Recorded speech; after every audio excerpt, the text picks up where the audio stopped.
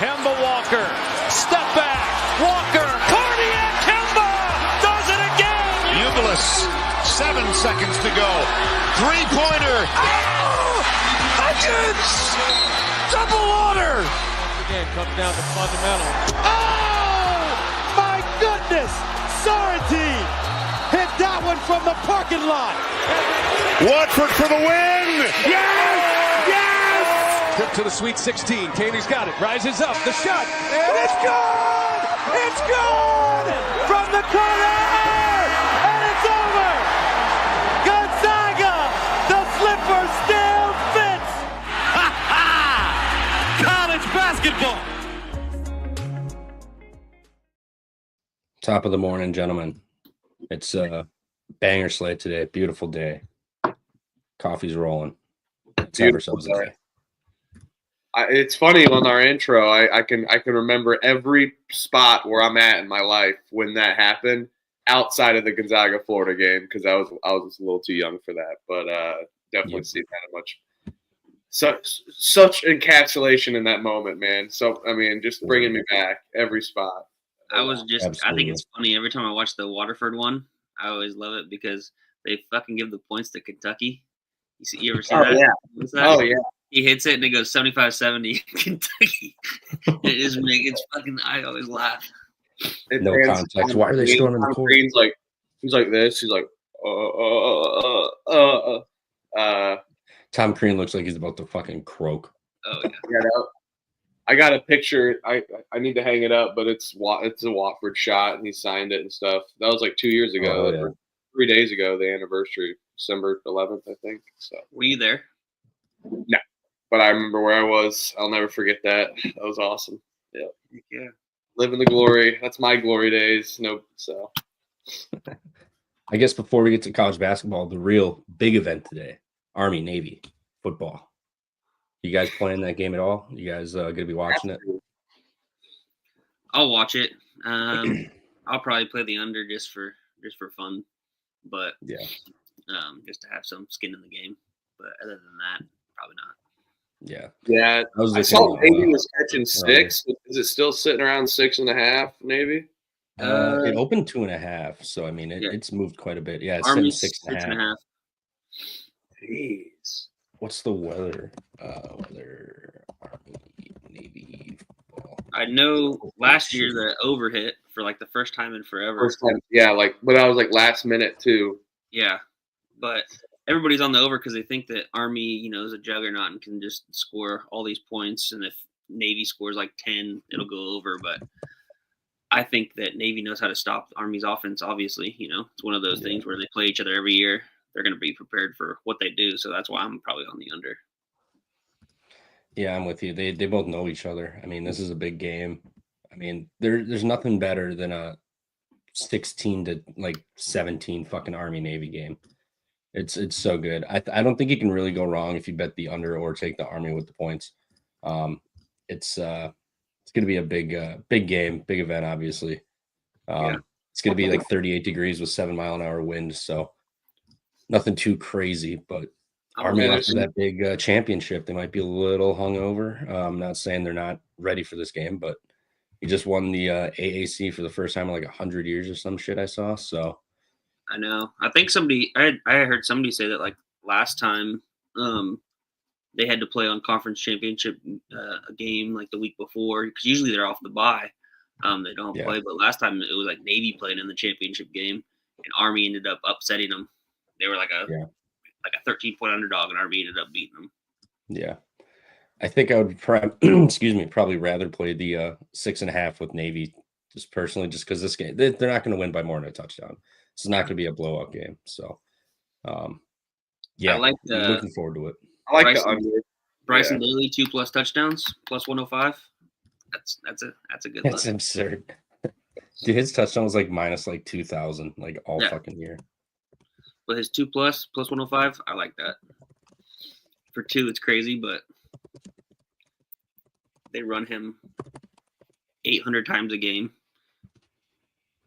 All right. Yeah, chat. See, we have a couple people in here. If you got any plays or games you're looking forward to or games you want to talk about, just drop them in the chat and we'll go over them. We're just going to kind of run through not as in depth as the Friday show, but we're just going to run through it a little bit here and go down the list. Huff, are you on your Kempom? Yeah. All right, no worries. I got Bartervic pulled up. If I could Use it if find you it. want. No, you're good. You're good. It's I your was account. I'm more secure on logins than like streaming services. Yeah, no shit. Like you can split your Netflix and everything with everyone. Well, you double log it on Kempom. It's like fucking code red. Yeah. All right. Yeah, we'll just roll right down the list here. You can't even look at the list of games on Kempom without that pulled up. Yeah, let me try to list. I guess Memphis Clemson will start. This moves a little bit. I like Memphis. I haven't pulled the trigger here yet, but I mean, this Memphis just has athletes and the ability to just make buckets. I mean, they have shot makers across the board. Haggerty, Hunter, Jordan's been solid. Dane Danger has actually had a pretty solid year compared to what we've been used to seeing out of him. Who should be able to bang with Shefflin a little bit. So I think the key for this for Clemson is one, obviously ability to make your shots, but two, kind of got to contain Shefflin a little bit. Shefflin or Hunter, you got to let you can't let both guys just do whatever they want all game, or this is going to be a problem for them. Clemson's better than I think some people give them credit for, but just the athletes and shot making ability, I will give that to Memphis, but it's at Little John. So I mean, depending on how the crowd is, this could be a incredibly rough environment for Memphis to go into. But they are off that Arkansas State loss, so they should be focused today. You'd hope so. Yeah. I'm gonna go with Clemson, but no bet for me on the home crowd. I hate that number. But I can see your angle on Memphis, man. It's going to be a battle of athletes versus your spread offense that kind of just passes the ball around. So, where's that total sitting at? 143. 144. Yeah, I see 144. What I got. See that I'll stuck throw out to me. I feel like that just because their defense is both pretty stout, but I feel like that kind of favors Clemson with that total for me. I don't know. That's what stood out to me on that line. But yeah, I was gonna say the biggest. I think the key to the game, at least, I'm probably not gonna bet it just because if I could have got it at like 6.5, 7.5, I probably could have pulled the trigger last night, but I didn't. But I think the key to the game is going to be, Clemson's defense, 3-point defense against Memphis's 3-point offensive attack.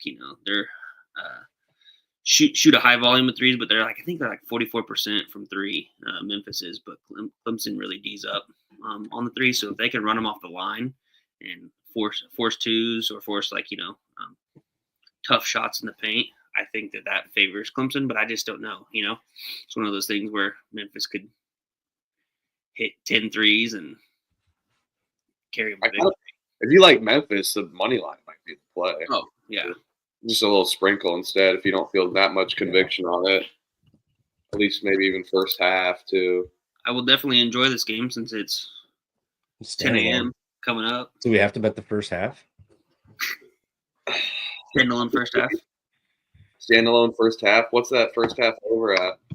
68.5 juice to the under and 3.5 juice towards Clemson. It's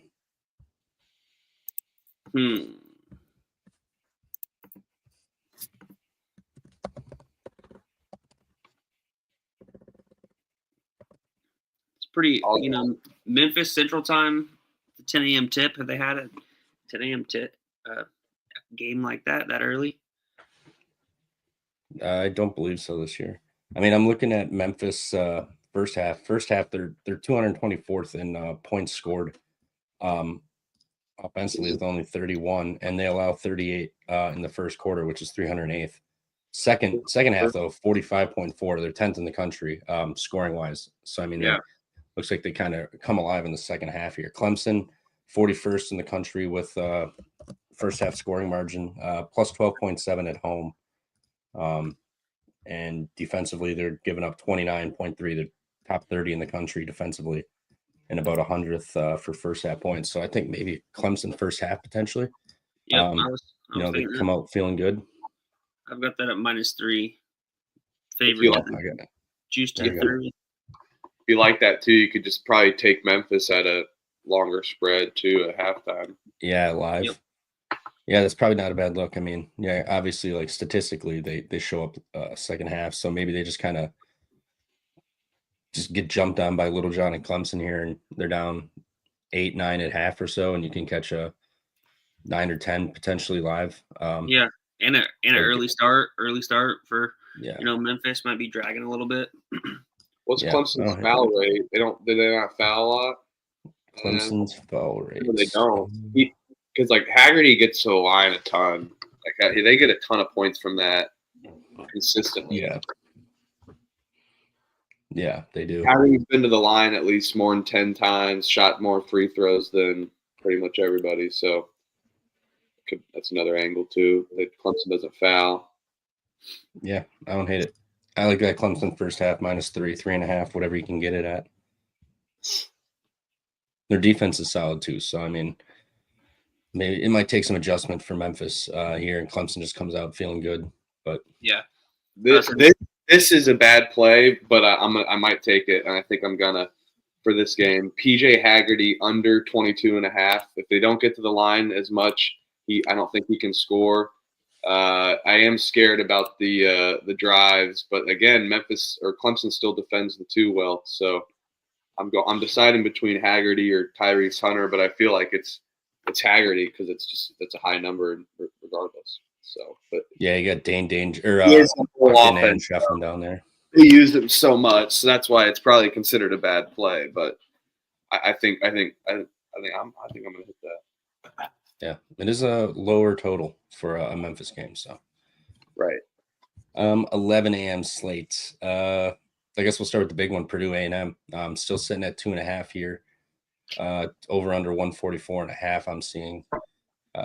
I'm on Purdue -2.5. Hasn't moved since last night. How do you guys feel about that? You like the 2.5, or would you rather lay the 140 money line? If you're back in Purdue here, it is going to be a home crowd in Indianapolis, so it's not a home game, but essentially is crowd wise. Yeah, I like Purdue here. They're pretty good in Gainbridge, Bankers Life, Conseco, whatever the hell it's called these days. And I don't trust Texas A&M. I feel like every time I bet Texas A&M, I shit myself. Other than that Creighton game, they came back and covered on that neutral site. First kind of true away spot at UCF. It's the first game of the season, so don't know if it's really accurate data. First game of the season is always tough. So tougher travel spot. Not really a true away spot, but like you said, it will feel like it. Yeah, give me Purdue. I think they can get it done. Yep, cosign. I'm already on Purdue. Bet Purdue. I just think my big thing with this is Texas A&M kind of coming off of a gritty game against Texas Tech where they probably shouldn't have won, but they capitalized on the mistakes, capitalized on the chance. In-state battle used to be a former Big 12 rivalry, so I feel like they kind of got up, and then you got to go on the road, travel, even though it's not true home game for Purdue. I think Purdue takes care of business today. Yeah, I mean A&M also they were losing that game. They had a big lead, blew it, and then that late technical flagrant or whatever just killed Texas Tech. They could just never recover from it, and that's when A&M took advantage. So, I mean, props to them for taking advantage. But without that flagrant, I mean, it was kind of trending towards Texas Tech was gonna walk out of there with the win, and it just kind of flipped all the momentum and everything that game. Yep, and I just saw Purdue went to -2 on Yeah. game. I know. I'm like, do I just put like a 1.5er on the money line, just try to feel better? But I'm also, this will go one of two ways, but I think it goes this way. Purdue leads this game. The line's up to like 8.5 live, 6.5 live, and then Texas A&M is randomly going to come back and make it a close backdoor cover. They do this all the freaking time. Yeah. But I still feel comfortable about Purdue with a possession and the juiced money line. So I think I'm going to go the 1.5 and start off with a big hot cake to start the day. There we go. You said it moved to -2, Elliot? Yep. Yeah, it's 2. -2. I'm seeing everywhere from 3.5 to 2 on this game. So, I mean, everybody's kind of all over on this game. I may just cash out of it and see if it drops to 2 and I can catch a 2 instead of a 2.5. But I mean, I don't really care either way. I still think they win, but obviously you just want the best number. Yeah. It's also odd because 75% of the money, at least on DK, 75% of the money is on Purdue -2 or -2.5, but then it came down from 2.5 to 2. So it's kind of interesting. A&M but still defense. Yeah. A&M defense is the only way they win this game. And just kind of plays that bully ball against Purdue. But I expect Purdue to space the floor well and keep up their running gun style they have. They're definitely not the same Purdue team we've seen over the last couple of years, though. No, I don't. I think people discredit them a little too much. I mean, they still have pieces. They still have, Kaufman, Wren, Lawyer, Braden Smith, Heidi, Burgess has been, solid. So I mean, they still have dudes. Obviously, like no Edie really changes the complexion of the team a little bit, but it's not like they're horrible. I know they've gone on the road and got smoked at Marquette and Penn State, but they'll figure it out. I mean, they're still trying to figure everything out. It's just somewhat of a newer team. We can move on. I feel like we're on for Here we go. Here's another one that kind of hasn't moved. Ohio State Auburn still sitting 11.5, over under 154. What do you guys think about this one? Give me Auburn. Yeah, I probably won't bet it. 11.5.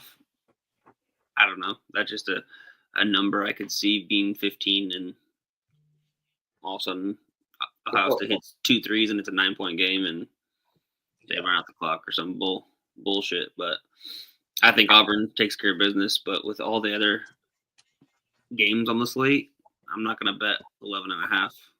Yeah, it's a neutral too. Like if this was an Auburn, I have no problem laying this number for sure whatsoever. It's kind of just sat there. I mean, it opened 8.5, got steamed up immediately to like 11.5 within a couple hours, and then it's just sat there the whole time. So it's an interesting one. I mean, I just staring at it, I kind of like Ohio State to keep this close solely because it's neutral.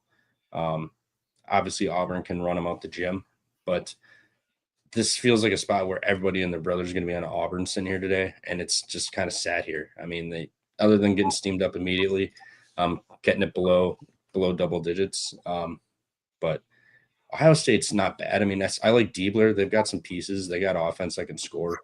But I mean, Janai Broom can easily be a problem. Baker Mazar, whatever his name is, he's the underrated piece in this game. I mean, we saw it in Maui too. Like when he went out, they down 11 to Iowa State, and then forget the other game, but he got hurt again, and they fell behind, and he comes back and he's in. So he's a huge part of this team. If he has an off game or somehow just gets hobbled again, I mean that could be an issue for them. So I would probably maybe play this live. Maybe Auburn comes out hot and you can catch a 14 or so, 15 with Ohio State, because I mean they can easily go up 12-3 out the gate, and then it's a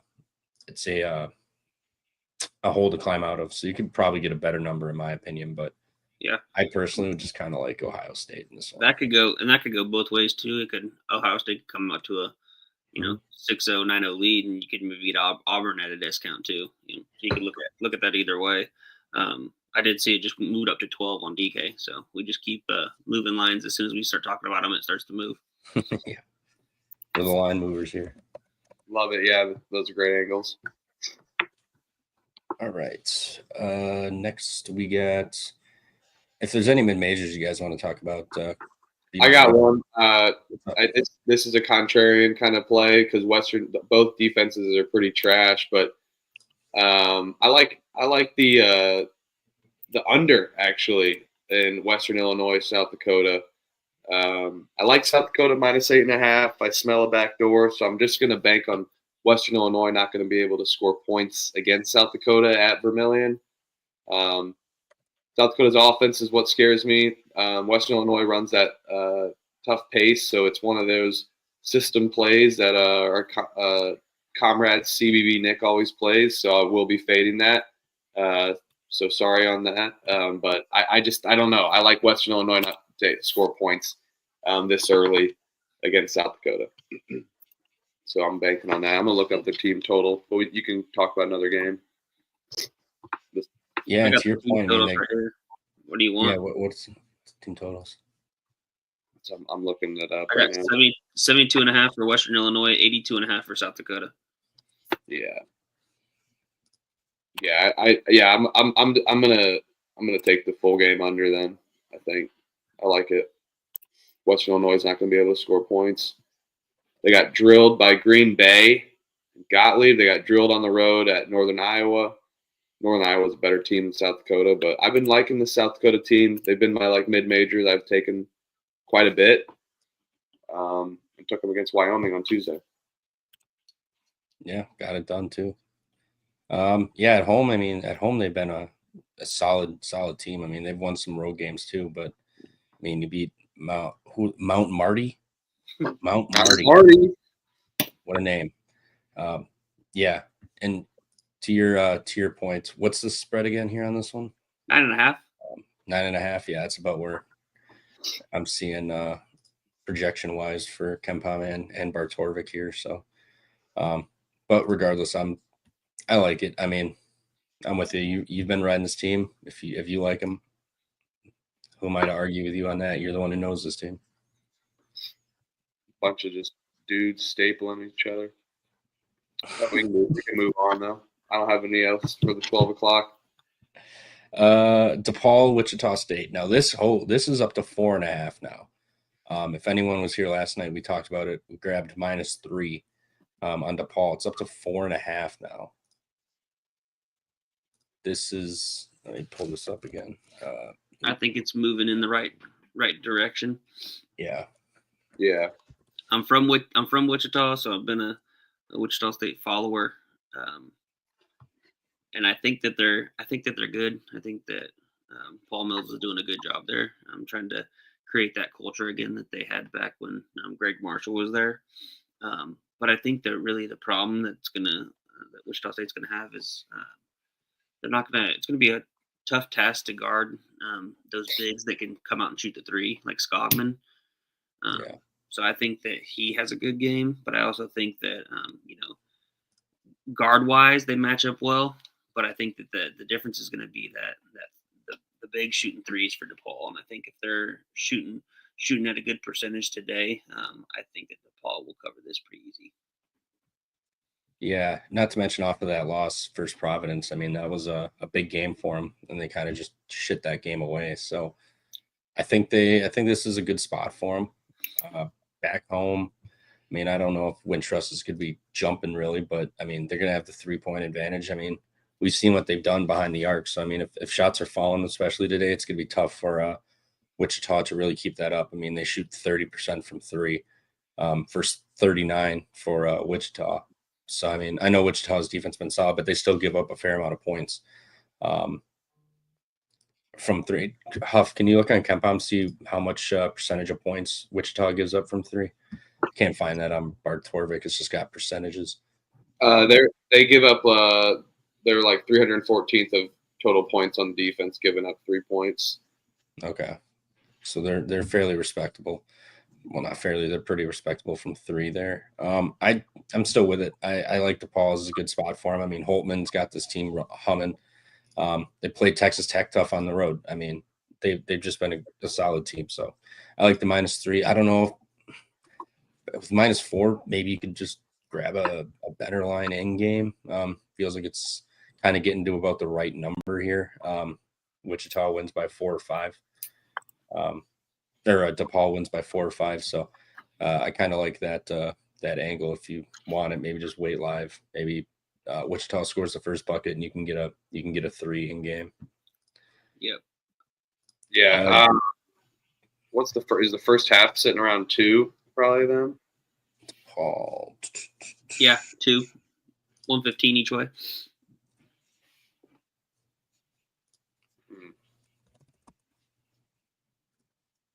Well, yeah, there's no value on them. I see FanDuel's got -1.5 first half, -120. I like that. There we go.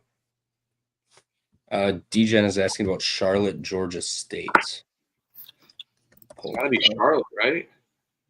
That's what I was thinking. Immediate reaction on it. What time is that game at? I bet on Georgia State against Austin P, and they shit the bed. That team's fucking horrible. Is it at Georgia State? It's at Georgia State. I know a bunch of these games are these neutrals, but yeah, it's at Georgia State. It won't let me. Come on, Bartorovic, stop being stupid. Charlotte, tough two away games in a row. Yeah. They've not been very good on the road. Not the same Charlotte team that we've seen in the past couple of years. But in Georgia State, both teams kind of in a must-win scenario here. Yeah. I mean, Charlotte, what's this total? 142. Doesn't that feels a tad high for a Charlotte game for the tempo they like to play? Yeah, I'm going Charlotte. No strong conviction. Yeah, I would like Charlotte too over Charlotte pissed me off though against Davidson. We had Charlotte and then they about blew it, but they got it done. Yeah. Georgia State's Charlotte 3 against the spread. Charlotte's kind of struggling against the spread, but they did cover last game. Yeah, I'm probably not gonna bet it, but if I had to pick a side, Charlotte. I like plus money on Charlotte. Yeah, I mean Charlotte's defense has been a little suspect lately, but Davidson, East Tennessee, and LIU all had pretty good shooting days against them, but I don't know if Georgia State really has that ability to just light you up offensively. I mean, they kind of just outside of these god awful schools, they kind of average around 70, 75 points. So, I mean, I think Charlotte can keep them down a little bit here. I know Charlotte's defense hasn't been amazing, but I don't think Georgia State's offense is really as efficient as Charlotte's has the ability to be. So, I think getting the points with the dog, I would rather just take Charlotte money line instead of the 1.5 personally. For sure. I mean, Georgia State shoots sub 68% from free throw and 46% inside the arc, and don't force turnovers. So that's what I was about to say. They don't force turnovers, and Charlotte doesn't turn the ball over. Their turnover rate's like 7th best in the nation, I think, is what I was seeing. So two bad teams. On defense, free throws though Georgia State doesn't allow a lot of free throws, but Charlotte does get to the line and they're pretty efficient from the line. So on that short spread, I guess I'll go with Charlotte there too. Yeah, trust the better team shooting free throws. Dejan Hart's like 3 Charlottes in a row there. He's taking Georgia State. No, I'm just kidding. Yeah. Those places I got hung up on this. I mean, Charlotte games aren't bad. I enjoy watching Charlotte, like Charlotte, North Texas, teams like that, like that can really grind you on defense and are efficiently offense. Like I don't mind watching those games. Like they're pretty solid. So don't blame you at all for being interested in this one, dude. No, and for the 1 o'clock slate, I mean there'll be a couple 12 o'clock games that'll be going on, but near the end, right around 2, it's going to be one of those games where I might turn it on because it should be a close game. At the end. It's a great mid-major game. Georgia State, they let me down. Charlotte's been afloat. I like it. I'm taking Western Kentucky, by the way. I'm taking Western Kentucky. I hate that number. Always hate the 4 or 5 number. Western Kentucky's let me down. This will be the last time I bet them if they don't win this game at home. What about 6? 6? It's up to 6 on DK. Well, I bet this is one of the only bets I had at 4.5, but That CLV. Yeah, it's killer, isn't it? It's a killer, isn't it? Dude, Thursday I got negative CLV on 4 out of my 5 bets. The one bet I lost was my CLV bet. Yeah. I got the worst of the number and still hit, and then I got the best of the number and lost on the one.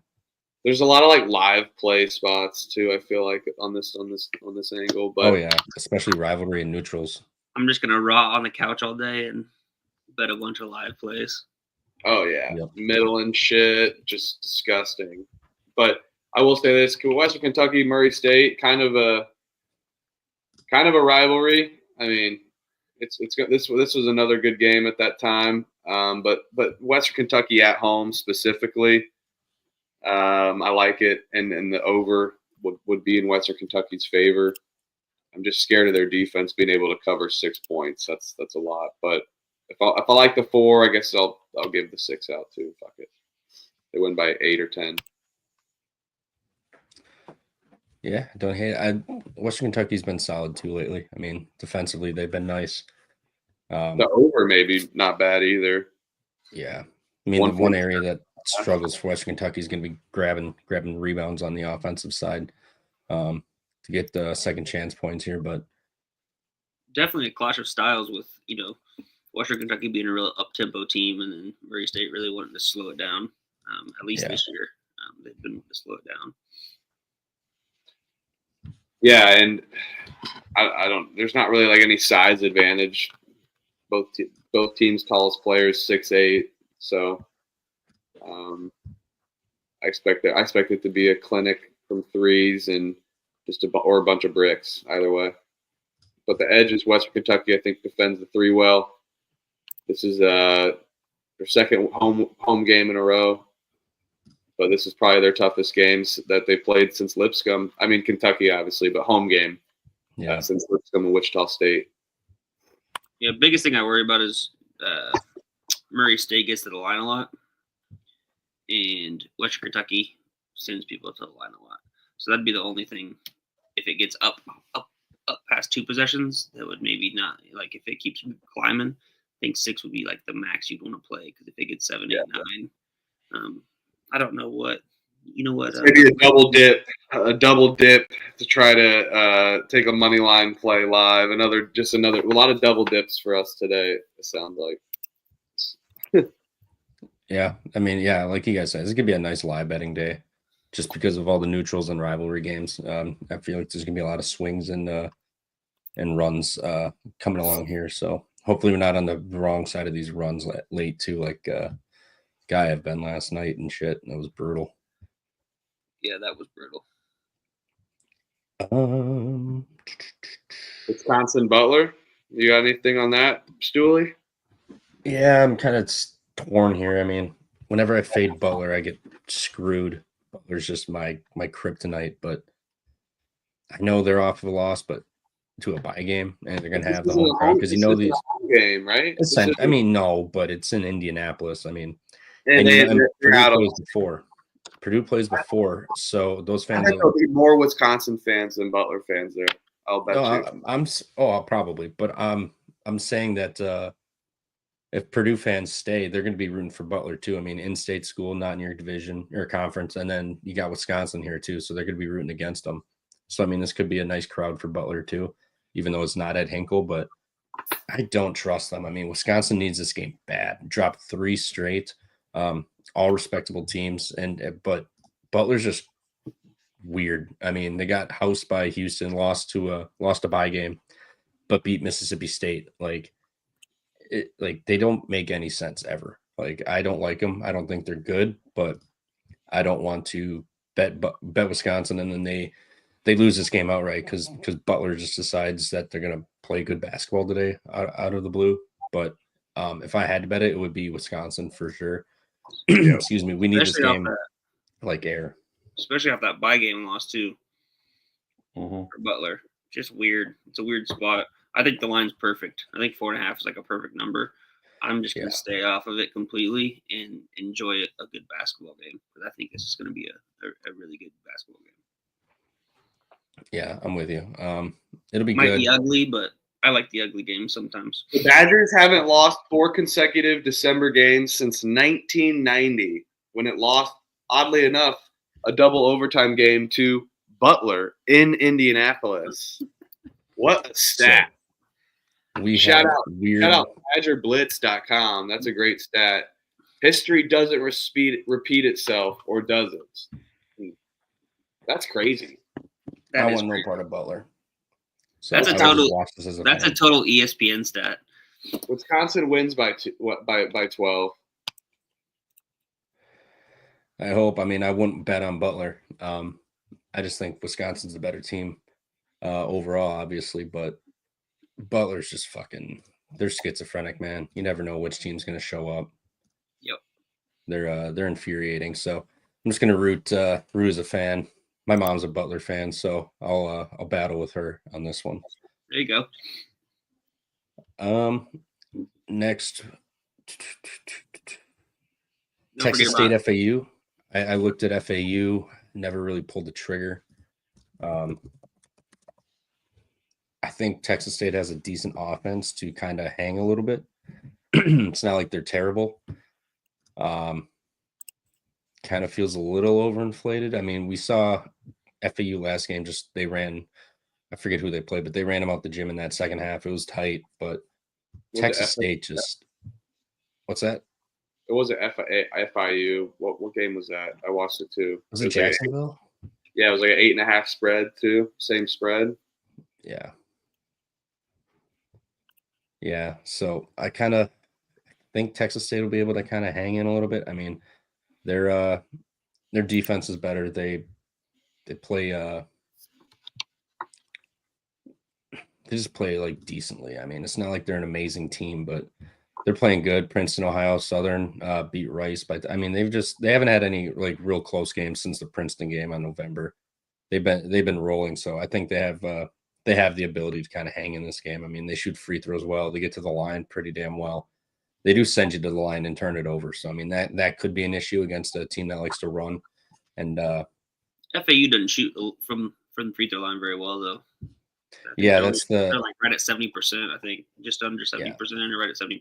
So yeah, 71. So I mean, it's not like anything to write home about, but they don't defend the three. I'll battle you guys here and lay it, but not my strongest conviction there. But I think Florida Atlantic's one of those teams that's going to get it done, especially at home. I know they blew one against Florida Gulf Coast. I think they got it hooked against FIU, and then cover at Jacksonville. No, they covered. They were 9 or 10 against FIU.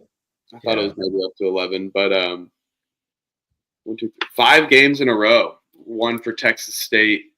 The beaches of Texas are nothing like the beaches of Florida, even though they're going to Boca Raton. Home. Tough spot for Texas State. So I think Florida Atlantic could actually get it done.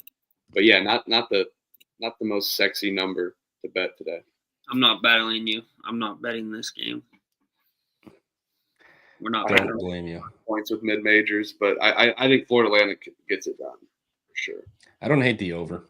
I think could be a decent amount of points. They're going to force Texas State to play fast. Texas State fouls, and FAU doesn't defend the three well. So if State's hitting some threes, it could be a decent amount of points in this game, in my opinion. Oh yeah. Xavier Cincinnati. Xavier's up to +8 now. Cincinnati's catching some little bit of steam. It's up a point here, but how do you guys feel about this one?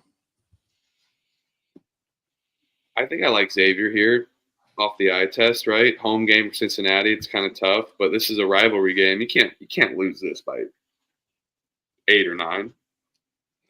No, these games are always tight too. I mean, it's not like they're ever blowouts. I want them to fight each other. Like that one year with Kenny Freeze getting bloodied open and stuff. I missed that. I mean, there could easily be a fight in this one. These two teams hate each other, and these fan bases hate each other. You think that it goes up? You think it stays around +8? You think that's the I don't know if it'll get much higher. It stays because it hasn't moved. I feel like Xavier's kind of public a little bit, which scares me. But fuck it. It just went from 7 to 8. So I was looking at it last night. It was 7. Looked at it this morning. It was 7. Just went to 8 in the last 30 minutes since we went live. So if we think that's the best number, I'm betting it right now because I don't want to. Yeah, I don't think it'll get much better than that, to be honest. I mean, you're gonna lay. They have to win by 9 now with this 8, and they shoot sub 60% from free throw. I mean, this game's gonna be the entire way. Cincinnati's much better. Cincinnati's a much better team, though. Who have they played? Who have they played? On paper, yeah. I mean, congrats on beating Georgia Tech, but you played one real team and they lost 2. Otherwise, they played nobody. I'm with you. I'm on Xavier, but no defense from 3 from Xavier. Cincinnati can shoot pretty good, and I think they could get 80 points here, which scares me on Xavier. But Xavier should be able to match them, hopefully. But like like you said, this is a rivalry game. So I mean, you're playing for pride here versus any stats or analytics. So yeah, that's why I think it'll be a physical game, and Cincinnati just can't shoot free throws, so it's gonna be tough to pull away like late game when you shooting 59% from the free throw line. Like that's horrible. This game's gonna be good. This game's gonna be good. Yeah. I think it'll be a must watch. One of the things that's kind of gonna be a telltale sign early is if Xavier can keep Cincinnati off the offensive boards. Cincinnati's been a good offensive rebounding team this year, but Xavier's been a really good defensive rebounding team. So if Xavier's able to prevent second chances from Cincinnati, I think this stays one possession game coming down the stretch. Yeah, that could be the key. Is just who's gonna play better on the glass here. I mean, I'm not saying Cincinnati has a bad roster or bad teams. I mean, Bandago, whatever, 7 foot. I mean, they're an old team too. I mean, junior, senior, junior. Skillings isn't playing still, right? I don't think he played last game. No, he did play last game. Oh, he did? He played 14 minutes versus Howard. So I don't know if he'll get his full usage like he normally does, but he is back. So I still think that'll take a little bit of time to get right. He played the opening game of the season and then played 14 minutes yesterday. So our last game. So I don't know if he's 100% and if they're going to really wheel him out there to all of a sudden play 30, 35 minutes. So they'll still be playing some guys off the bench, but they got some older dudes. They're fine. I mean, but Xavier does too. I mean, McKnight's a senior, Fremantle's a senior, Conwell Jr., Foster's a senior. I mean, they've got an old roster too. So, and those guys have been in this situation before against this team. So I like the points. If Cincinnati, shot 70% or so, I think they'd have a better chance of covering this number, but you can't shoot free throws, and that's going to be an issue. And this would be your second real test, in my opinion. I don't know if Georgia Tech's really that team that you want to hang your hat on.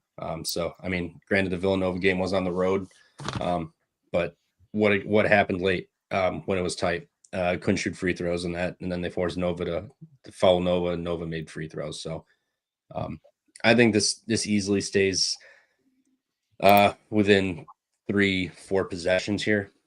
So I like Xavier. And also Wes Miller's 0 for 5 against Xavier in his tenure at Cincinnati.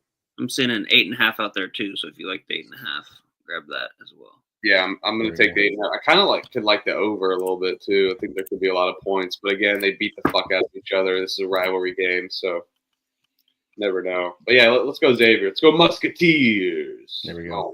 I did just drop the unabated link in there if you want to just look and shop around. It shows everything from Bovada to Caesars and MGM and whatnot. So you can shop around for the best line you can get there on that one, on these games today. Fading Edrin James' son, Jizzle. So I do hate fading him for Xavier's little weak-ass team. But Xavier also has I'll shout this out to end it. They already had a true road spot at TCU on that putrid court. So, I mean. And they blew that game. And this is across town. It's not really like a road travel spot, but it will be a hostile environment. Oh, yeah. Speaking of, I know TCU doesn't play today, but speaking of TCU, Frankie Collins is out for the season. He broke his for foot. the season. He's out for the season. Just keep that future reference. I'm a Big 12 guy, so I kind of follow all the news for the Big 12 teams. Ooh, broken left foot. Yep. So he's out for the season. Had to have surgery. So it's He, a big he loss led for the He's gonna be horrible in the Big 12. I bet. Yeah. So that's a big loss leading for score at team that 11 already points sucks. a game and 4.5 assists and 2 steals a game out. Yeah. Hey, I broke the Pop Isaacs news on the way to the bar last Saturday, and now Elliot's breaking the Collins news. So hell yeah, fucking love There we it. go. So future reference, just keep that tucked away. We're journalists around here. Big J's. Georgetown, Syracuse. I like Georgetown in this one. I think Cooley gets a hang your hat win over the big rival. I'm not saying Syracuse is an elite team right now. They've kind of been struggling since Boeheim left, and even the last couple of years of him being there. But I like Georgetown. I think Cooley gets a big win here. I'm not sold on Syracuse. Starling, I believe, unless he's back. JJ Starling, let me just look, but he's been out. I mean, that Albany score doesn't represent. Starling aiming to return early ACC play, so yeah, he won't be back. Georgetown played West Virginia pretty tough, better than I thought they would. They're starting to play well. And Syracuse, just that Albany game was closer than that score looked. I mean, they just kind of shit the bed the final minute. They were down like 11 and ended up losing by 17. So yeah, I think Georgetown's going to have a better time. I mean, Thomas Sorber, he could have a big game. Actually, that actually piques my interest. What are his props? Because he's a monster. Well, you're looking that up. Georgetown just flipped across 0. They're favorites now. Really? I'm on Georgetown. I got them at plus 105.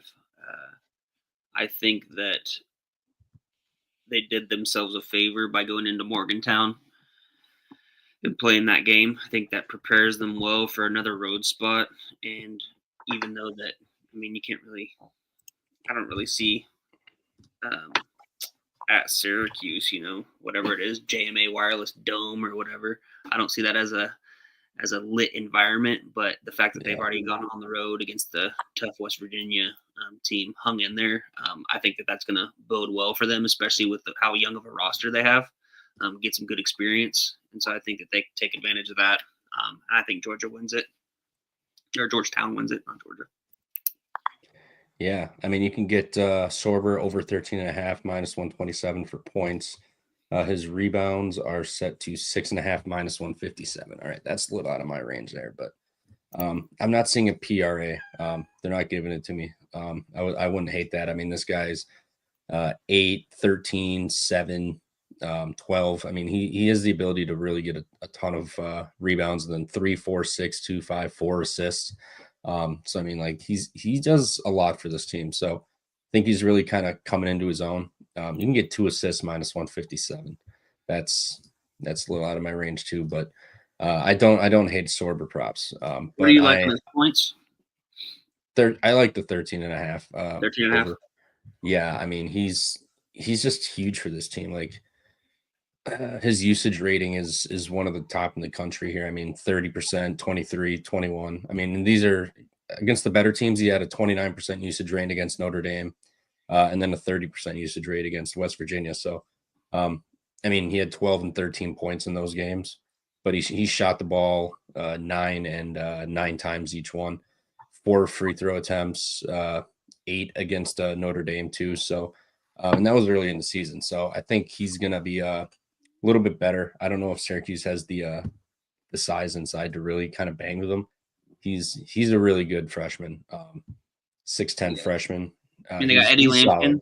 That'd be like the only one that would be. Yeah, Eddie. He's solid, but Sorber's got the ability to like mid range and hit threes too. For sure. And Syracuse, I believe they foul a fair amount, if I'm not wrong. Let me take a peek. Free throw rate. Yeah, they're about a little above average, but I mean, they can still send you to the line, no problem. Syracuse also 27% from 3. They allow 50, almost about 56% inside, which is 297th in the country. They don't shoot a ton of threes, but Georgetown, they do struggle with the threes, if I'm not mistaken, defensively.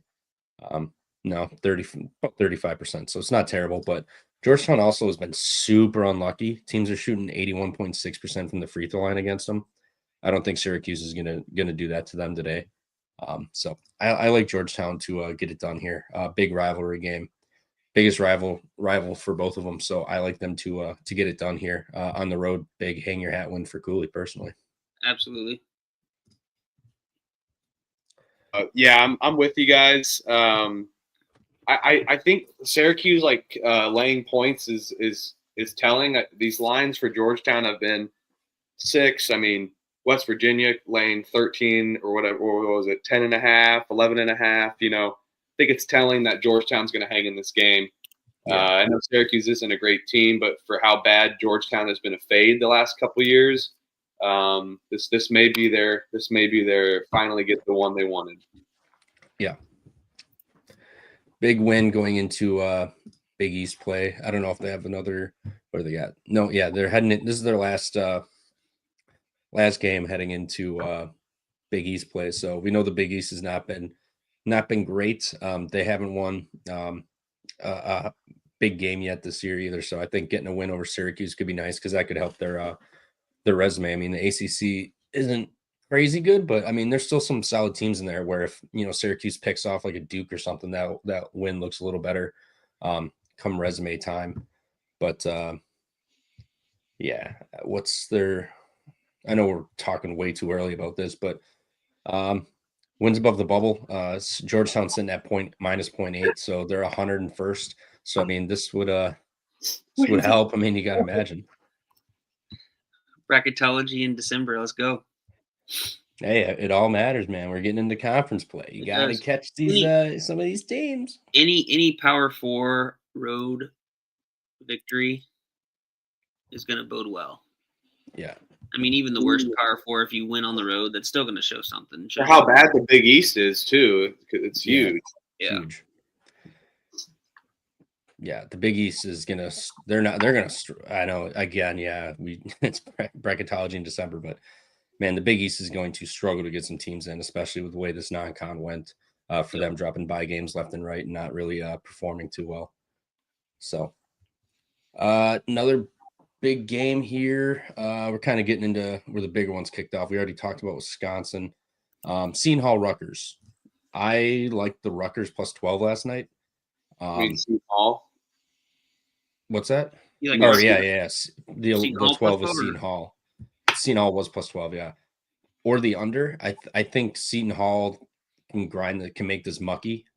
Rutgers their defense hasn't been great this year. I know Harper and Bailey have been really, really good, but Rutgers or Seton Hall just has the ability to make any game disgusting. And I think if they get their kind of game where they muck it down, I don't know if they lose by 12, 11 points. I think this is probably like a 67, 62 kind of game. Just filthy. I know Max said on College Experience last night, like last time they played this game, it was like a 45-43 game.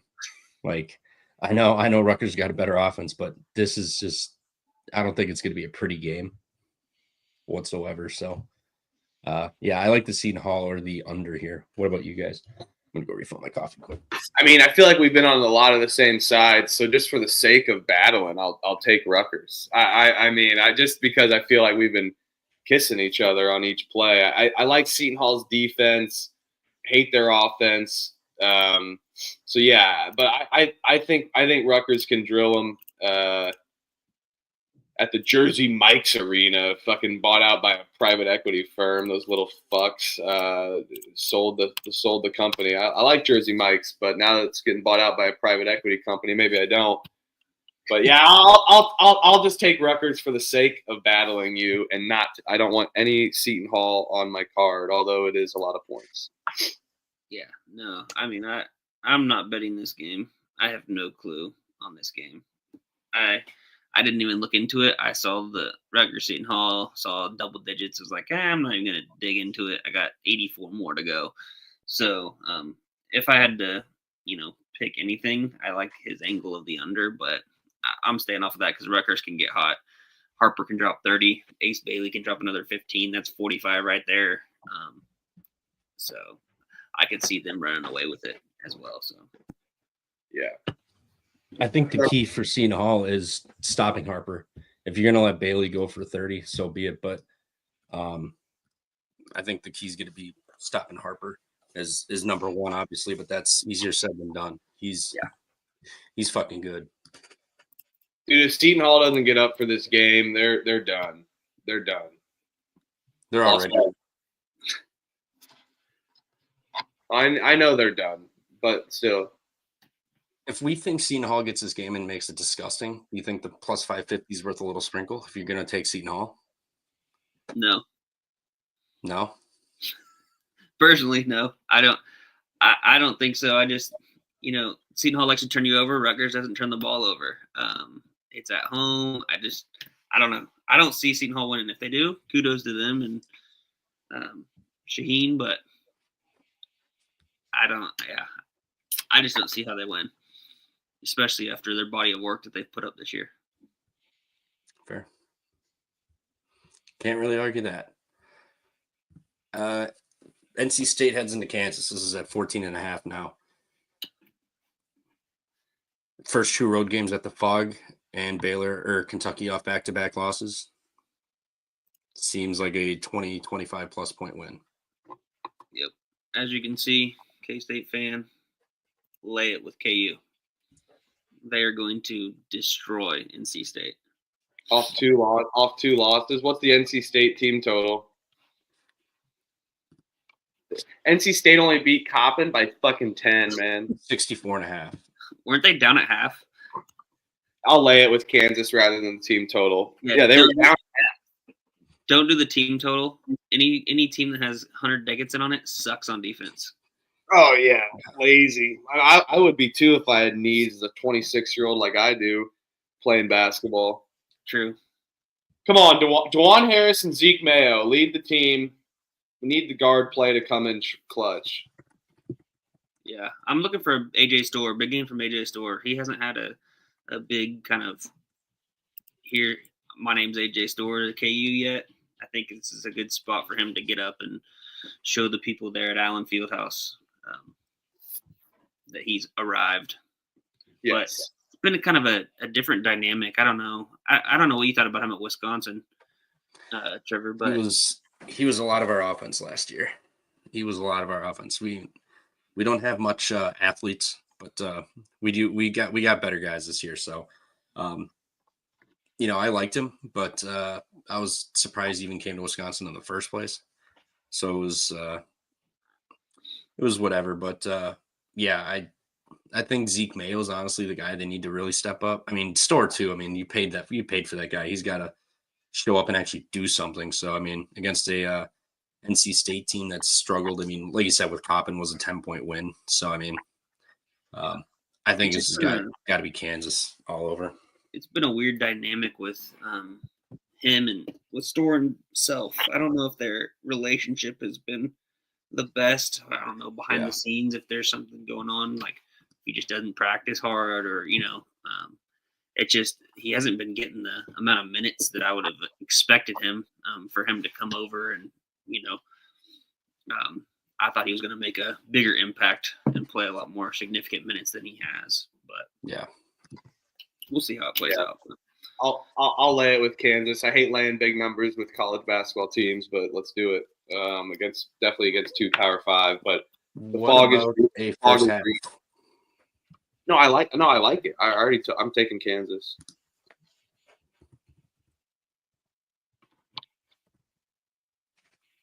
Yeah, I think just you take Kansas anyway, you're going to be fine. I mean, first half, full game, anything. Especially at home off back-to-back losses. I think they got to start hot here. Trying to find them. I can't find them on this site. Where are you, Kansas? I have to imagine, team stats, first half. First half, they're averaging about 40. They're giving up about 32. So, it's not like they can't score. I don't know if I like the first half more because they got to show up and just get going right away. They can't start around slow to fucking NC State here off of back-to-back losses like that, then the pressure really sets in that second half, and NC State knows they're going to lose this game already, so they're going to play free and just lose. So I think there's a lot of pressure on Kansas today to start hot. So I might like that first half a little more personally, because I feel like if they don't win the first half, they're going to struggle to cover this game in general, just because now it's like, oh shit, we're in a dogfight with NC State of all people at home. It could They be get tighter.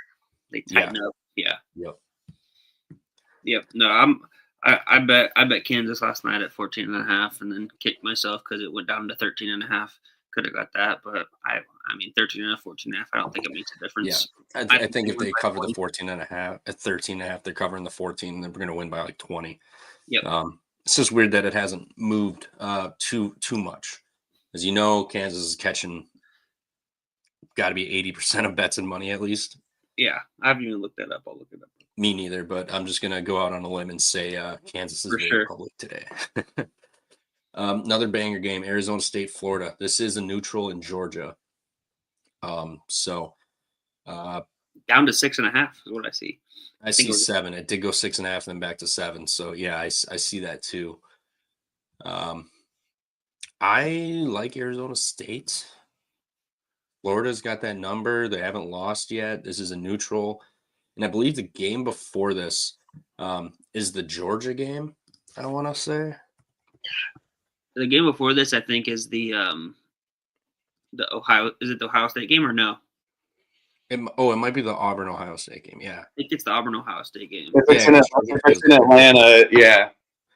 Yeah, so Auburn fans at the game, they're going to stay and root for Arizona State to beat Florida. A little SEC hatred here for basketball. I think I like Florida State. I think or Arizona State. I think they're kind of live. They got athletes. They got shooters. The freshmen have been good. I know Florida can dismantle everybody, but Florida's beating everybody by 13 or more, and this is a 7-point spread. I know it's a neutral, but if this was like 9.5, 10, I'd probably lean more towards Florida. That is going to tell you they're going to fuck them up just like everybody else. But I feel like Arizona State can hang in and maybe even win this game here today with this one. You love the neutral Benedict angle of like, or not Benedict, but some. All right, they're staying and they're going to root for the team that they don't. I mean, you pay for those tickets. I mean, why would you leave after one game? I mean, you're getting more basketball. You get and lose. I guess if your team loses, get the fuck out. Or you just go to the concessions and double fists and beers. I think this is too many points too, and I battled you on Rutgers for the sake of battling you because we've taken too much of the same side. But when we did that on Wednesday and we were all on the same bets, everyone was only a 1 or 2 loss bet team or better. So that felt good. Yeah, I mean, Florida's got to lose eventually, man. They've got to lose eventually. Tough spot for Arizona State going to Atlanta. They've already played in the kennel, though. I mean, they kept it close in the kennel. Mm-hmm. I'm more so saying like it's a tough travel spot. Travel spot, yeah. To go across the country, but Arizona State they got planes going straight into the Atlanta airport. I hate that airport. It's a horrible airport. Atlanta is an awful airport. It's an awful airport. Your word for it. Oh, it's horrible. They make you get. You're like you get off Concourse B, and then they're like, yeah, you got to go to Concourse F, and you got to take this freaking like bus. It's horrible, like a shuttle. But anyway, yeah, I'll go with Arizona State with you guys. We want to talk about the other Arizona team as well. Yeah. Oh yeah, I missed that one. Yeah. Let's do it. I think I'm benedicting myself on this one. I kind of liked UCLA last night, but the more I was listening to people talk, it makes sense. I mean, Arizona unranked laying points. Is this a true home game for Arizona? They're playing in Phoenix. They're playing. I guess they're playing at the Suns Arena. The Footprint Center. Okay, yeah. I mean, Arizona, it went from 3 to 4 now. UCLA off of the last second buzzer beater. I'm gonna benedict myself and take Arizona here. I don't know if I'll bet it, but feels like they're starting to tell you it's like, hey, UCLA is going to lose this game. Arizona needs to get rolling against good competition. They haven't beat anybody good this year. Their best win's Davidson, and Davidson just ran out of gas the final 10 minutes, and Arizona took advantage of that one. So I would take Arizona here in this one today, personally. I mean, I think we have to. I think it's a system play. Is it? I was trying to look it up. What's KenPom got this at, Huff? I think it's 75-74 Arizona. No, it was Arizona or UCLA. I was seeing UCLA. Arizona 75-74. Never mind. And it has moved. It's like that all applies to opening numbers. I didn't know what did it open at? Opened at 1.5. Okay, yeah. So it was on point. I was looking at Bartorvik anyway. Bartorvik has UCLA minus 1.5. Oh, we got a battle between Bartorvik and Bartorvik and KenPom. Battle it out. I can type my calculator better than you can, Bart. Yeah, he needs to work on this website. I like it, but it's a little KenPom's just laid out a lot easier. It's cool that it's one thing I do like, Trevor, is if you hover over the game, it tells you where they're playing at. You see that? Oh, it does. So I do like that. I just found that out like literally 2 minutes ago. Oh, so I hover over it and it just gives me a blank box. Oh, really? Lame. Yeah, because I'm hovering over and it tells me what arena they're at. So it kind of helps me. Well, it helps. It's a little bit easier. Yeah, that's nice to know at least. All right, so yeah, it sounds like we're all in Arizona here. Is it still -3? 3.5. 4. I see. Yeah, stop. Yeah, I hate. I'll tell you what. When I bet against UCLA, I sucked. I was on Oregon. That was horrible square play. But yeah. The 7 wins in a row. Arizona's got to be playing for pride here. If they don't, I'm not betting this team again. They stink. I mean, you can go to Flip and get 3.5. This is 5 on Caesars. I don't want to flip my social security number. Do they really ask you for that? Well, I think every betting site does. Yeah. Oh, well, because they got to verify your identity or whatever. Yeah, that's why. So the Russians can. Isaiah Rodgers got caught gambling and shit. Yeah, they just look it up. No look ahead spot for Arizona as well. Yeah, this feels like a must-have game. UCLA may be looking ahead to next Saturday at North Carolina, but they're not really. They got Prairie View up on deck. Never mind. Oh yeah, also Florida has UNC on deck on Tuesday. So I didn't even think about that. That's a good spot. I forgot about that. Well, I'm gonna add Arizona State. Did you say that all the books have Arizona at like 4, 4.5, 5? 4.5, yeah. Caesars has it 5. Well, I'm just gonna bet Arizona 3.5 then at DK. There you go. Betting favorites the night before is always key. I definitely didn't do that. I was full of beer hops and bong resin, so it's not good. Sounds like a great Friday. Does North Carolina, do they get this one at home against LaSalle? I don't know, man. They got Florida on deck. That's a big game. They know they're going to beat LaSalle at least. I don't know if it's 163 though. Like, can LaSalle hang around? Like, that's a shit ton of points. I think it's a lay with you at NC with the long points, but I'm not laying shit with UNC. What's KenPom got this? 89-71, an 18-point game. It could 18. What did this open? 20.5. Yeah, didn't nothing here. I think there's like 2 spots that I found today, but I only have 1 written down. I forget for the system. I know Santa Clara. -3, 3.5. That's a system play. Looking to go to 9-1 in our first 10 running the system. So come on, Santa Clara, and fuck you, Duquesne. My only thought is that they have to get up for this game. I know that they have maybe a look ahead spot in a semi-home game against Florida, but why the fuck do they not just have Florida come into the Dean Smith Center? Well, what colleges? They're really fucking stupid with this shit. It's so we need to start. They start money laundering these MTEs. These MTEs are all money laundering. We need to do a petition. I need to do one of those Facebook petitions. Get Yeah. thousands of people to sign. Change.org. Hey, you could take off. Fanatics could buy you 365 jerseys or whatever. Yeah. If you're a jersey guy, you got to give that kid that got you famous some jerseys, right? You have to. Exactly. Yeah. That was the coolest social media story I've seen in a while. I needed to see some wholesomeness. Shout out Fanatics. Yeah, I hate landing with UNC, but I feel like it's just that weird spot for me that's like it's time to LaSalle's getting a little too much respect. This seems like they can like beat up a team. You know, they need to beat up a team. But their team total's 91.5. Do you want them scoring points or just laying it out? Because their defense isn't going to do them any favors. That's the other issue. But I don't think LaSalle can score. Fair. I just think it's but it is a veteran coach and what did you say Ken Palm has it at? 89-71. It opened 20.5, so there wasn't enough space there for that one. No, if they opened it at 21.5, that would be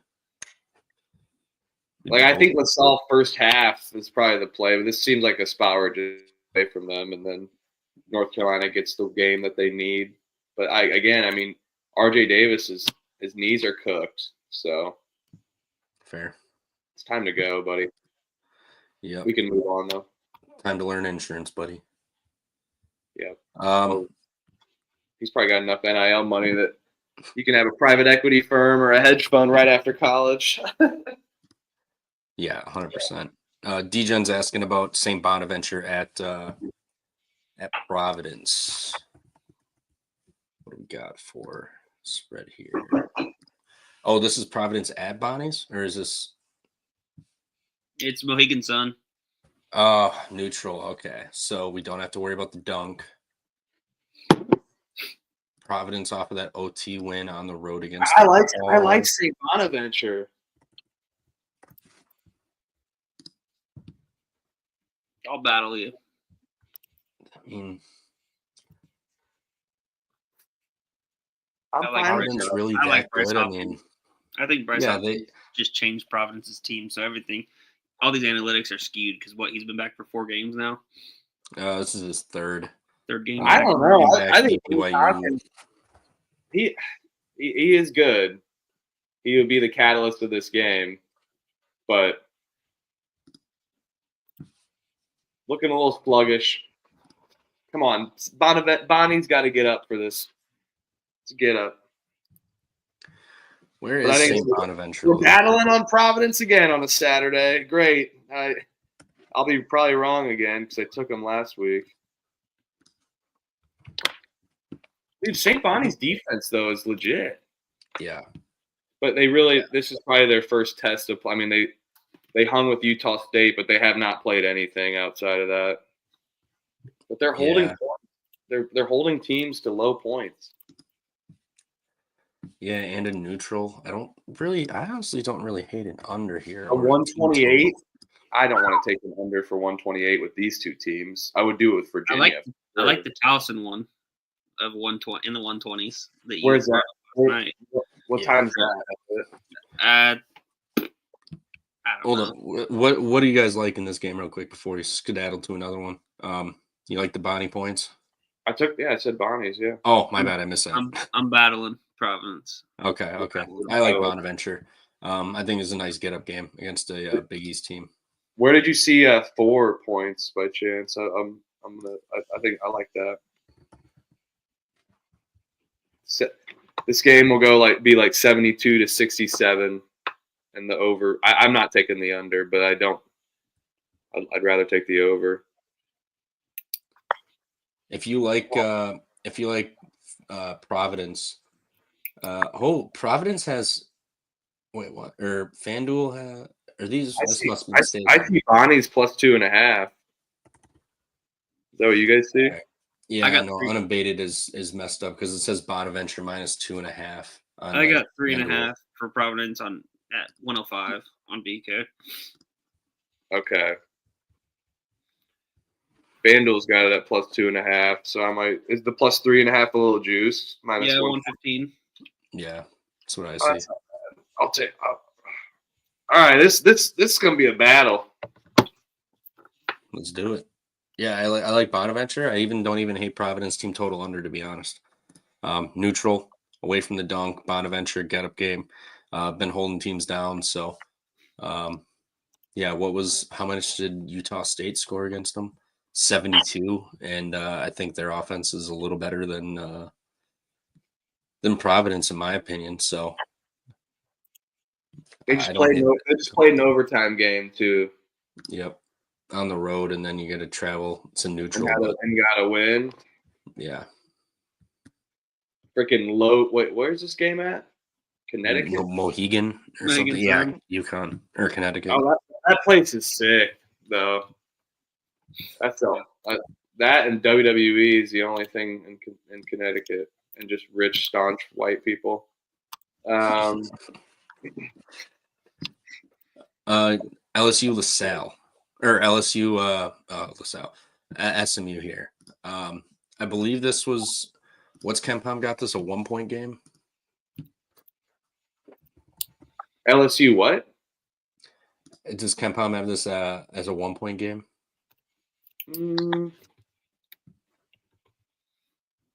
Yeah, SMU 77, LSU 76. So 1 point. This game opened at -5. This game's not a home game either? Nope. I think half the games today are all neutral.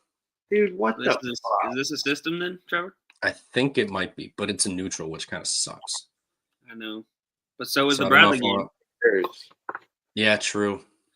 I liked SMU anyway. I think this is just a nice spot for him. I mean, they're going to be able to run, score points. It's not like LSU is elite defensively or anything like that. LSU's public as hell, too. Yeah, catching points. I mean, LSU's been solid, but SMU's been. Is this a system? Really good. I think it might be. I'm on the Santa Clara. That's a neutral too, so I think we gotta run system. Wait, but wouldn't it be for system for SMU? For SMU. Yeah, for SMU. Yep. All right, let's do it. No, nothing else needs to be said. Nope. This was the other one I was thinking of. This is system number 2. So this in Santa Clara today. Who just Teams messaged me? Put it down. It's a Saturday at 10:50. I'm just kidding. It said my account needs attention because I'm logged into my work computer on this one. But yeah, let's go SMU. Come on, SMU. Pony up, boys. Are we riding Clemson -3 first half? It's down to 5.5. This what game? Moving towards Memphis. Clemson, I thought was 1.5 first half. Or no, it was 3. No, it was 3.5. It's down to 3. Oh, it's up to 3.5 on mine.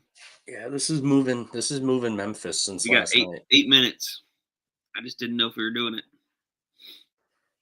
I think we're gonna break my own rule and just lay off this game. I've already got action on this Ipswich, whoever the hell this EPL game right now. So I'm already sweating something. You watching that right now? Well, dude, you can't gamble all day if you don't start in the EPL. What channel is the Memphis game on? I tend to bet Australian soccer. Australian soccer. What? 2 a.m. Wake up, waking cash. I guess ESPN 2. 30 for 30, the 97 Heisman race of Peyton Manning. All right, fuck yeah. 6 minutes to go. Charles Woodson, legends. Yeah, Randy Moss, Peyton Manning, Ryan Leaf, and Woodson. Yeah, that was Ryan Leaf. Elliot, I'm thinking first half, but it's gonna be a live. We're gonna live bet this first half. I want to watch. Yep. I want to take the over, but I don't know. I think over kind of scares me because I think Memphis can maybe come out sluggish. If they come out sluggish, I don't like that over, especially with how Clemson plays tempo-wise. But yeah, let's live bet it. Let's keep talking, and we'll look. Yeah. I got it pulled up. So Hey, no one goes into Zoe 101 catching points. No one does. hey, what'd you think about that intro, Trevor? What I is seen it it? last night. Zoe What 101 intro? intro. The video. Did I you watch it? yeah, I watched it. It wasn't bad. I've never knew anything about it. I just know you guys are like, yeah, this is Zoe 101 camp. It's undefeated. Ooh, they see me standing here. Yeah, that bangs. That bangs. But hey, Pepperdine kind of sucks, but so does Northern Arizona. You don't go into Malibu and cover. Give me Pepperdine. It's a system. Zoe 101 has his own system now. I don't like laying points with them. Just like you said against Grambling. No. They won the last. They beat the insurance company Life Pacific, by like 60, and then they followed up with like a 30-point win against Pepperdine. I think it's a little too much. I'll root for you. I just don't want to lay points with them, especially 2 possessions. And just so you guys know, I have no thoughts on this other than that it's Zoe 101's campus. But you don't go into Malibu and play well. You don't go into Malibu on the hills and play well at Firestone Fieldhouse. Fuck NAU. They're off a big win against South Dakota at home. It's a big win. I'm not betting Huge this. There's no way. Well, screw you guys. We can move on then. I'm gonna That be guy like DJ I'm gonna be like Newcastle Chase from Zoe 101 and smoke a lot of meth. Looking good, DJ. Looking good. Whole half to go, but 1 goal in the first will work. That'll work. Play No, some DJ. fucking boys. DJ, thanks for hanging out. Feel free to drop another play. You've been calling out some good games. Yeah, appreciate it, man. Bradley Santa Clara. It's kind of sandwiched into the System right. Santa Clara. Santa Clara is the system. Yep, I got -3 last night. I don't know what it's at now. Back to 3. Okay. Yep. I got -3. It opened at 1. It's no 2. And I believe Bradley's favored on Kempom, are they not? -2 on Bartorvik. Bradley's favored by 2, 74-72. Yeah, so they were favored by 2, and then they opened up as a dog. I can't find these fucking splits. Yeah, that's what I'm saying. This is the spot, Bradley. They've played so good on the road. They haven't played in 11 days either. And then you're going to go to – where the fuck's this game? Yeah, it's neutral. It's Nevada, Henderson, Nevada. Lee's Family Forum. Actually, let me look at action. I could find out. There's a Shake Shack right across the street and a Cheesecake Factory. Tony Patelis is at this game. And a P.F. Chang's. And a Panda. Fucking TV. Are you kidding me? Lee's Family Forum. What's it on? Baller TV. This game's on Baller TV? Mm-hmm. We gotta watch This opened at Santa Clara -1.5. So that reaches the threshold of 3.5. It does. So we lay it. Year-round entertainment at Lee's Family Forum. This looks like a go-kart facility. This doesn't look like a basketball arena. Ooh, injury news for Ohio State. Yes. Aaron Bradshaw out. For what? Gambling and disciplinary actions? Just says out. Yeah, probably. Just says out, though. They're like, yeah, he's back. They're like, yeah, he's back. Nope, no, he's not back. Yeah, he's back. He'll be suspended like Doug McDaniel last year. Lee's Family Forum. Wow, the Dollar Loan Center. This is a ballroom game. Let's go, Santa Clara. It says he's out personal. It says personal.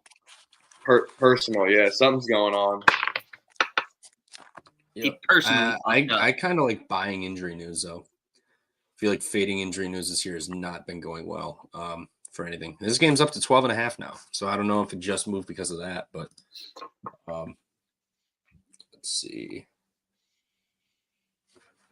Here it is. When did this just move? Yeah, this just moved 4 minutes ago. So yeah, the injury news spiked this up to 12.5. Or no, that was an hour ago. 8 Eastern. So about within the last hour, it's moved a full point towards Auburn. Yeah, but I feel like he's already been known out, but look at young Peyton Manning. Wish I could grow up and bet on him and just start. I wish I could have bet on him. Fuck. Get this shit off and get Clemson on. Bet on minute. Do you got anything for the 5 o'clock games before we look at the two big ones at 5:15 and 5:30? I mean, Austin Peay, Southern Illinois. You mean 4:15 and 4:30? Irvine, Oregon State. No, I mean 5:15 / 4:15 Central. I'm starting to just figure that out. Like, they used to have to say that on the TV when they switched Indiana to Central, and they were like, they'd have to be like 8-7, right? Like what the fuck? Because Austin Peay, they win against Southern Illinois, right? Or no? Give me some points at home. I always like him when he isn't he the coach? Coach for Austin Peay, he always dresses out in his fatigues. Yeah. Yeah, but I think it's stolen valor.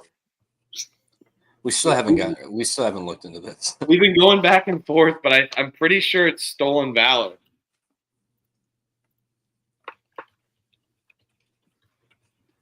I mean, has Southern really looked that good? Missouri S&T, they have 2 of their wins are over D2. Half of their wins are against D2 schools. They beat Southern Indiana by 3 at home and North Dakota State by 25 at home. Now they're hitting the road to Austin Peay. But Austin Peay's a dog. Yeah, Gibson never served in the military. Stolen valor. It is on a military base, though, Austin Peay. That's why he does it. He must have got the okay. Well, you know he didn't do it because you're not supposed to wear your hat inside and for your caps inside. So, news to me. Yeah, fuck. Austin Peay is so public. That's fuck it. It's a home game for him though. Off of 3 straight losses, neutral away. Now you're home again before you hit the road again. Southern Illinois is a better team though. I think. I don't know if they are. You might be right. 2 wins are against D2 schools. You might be right. Is it it's one of those system overplays too, whatever. Slow offense, fast, or slow offense versus fast offense. Yeah. Could be an over. Game 67-66 per Bart Torvik. It's the same for Ken Palm. Southern Illinois 67, Austin Peay 66. Southern Illinois 66, 65. Dude, there's no one at this fucking game. Shocker. No one at the Clemson game? They got like look at all that shit that's blocked off. Did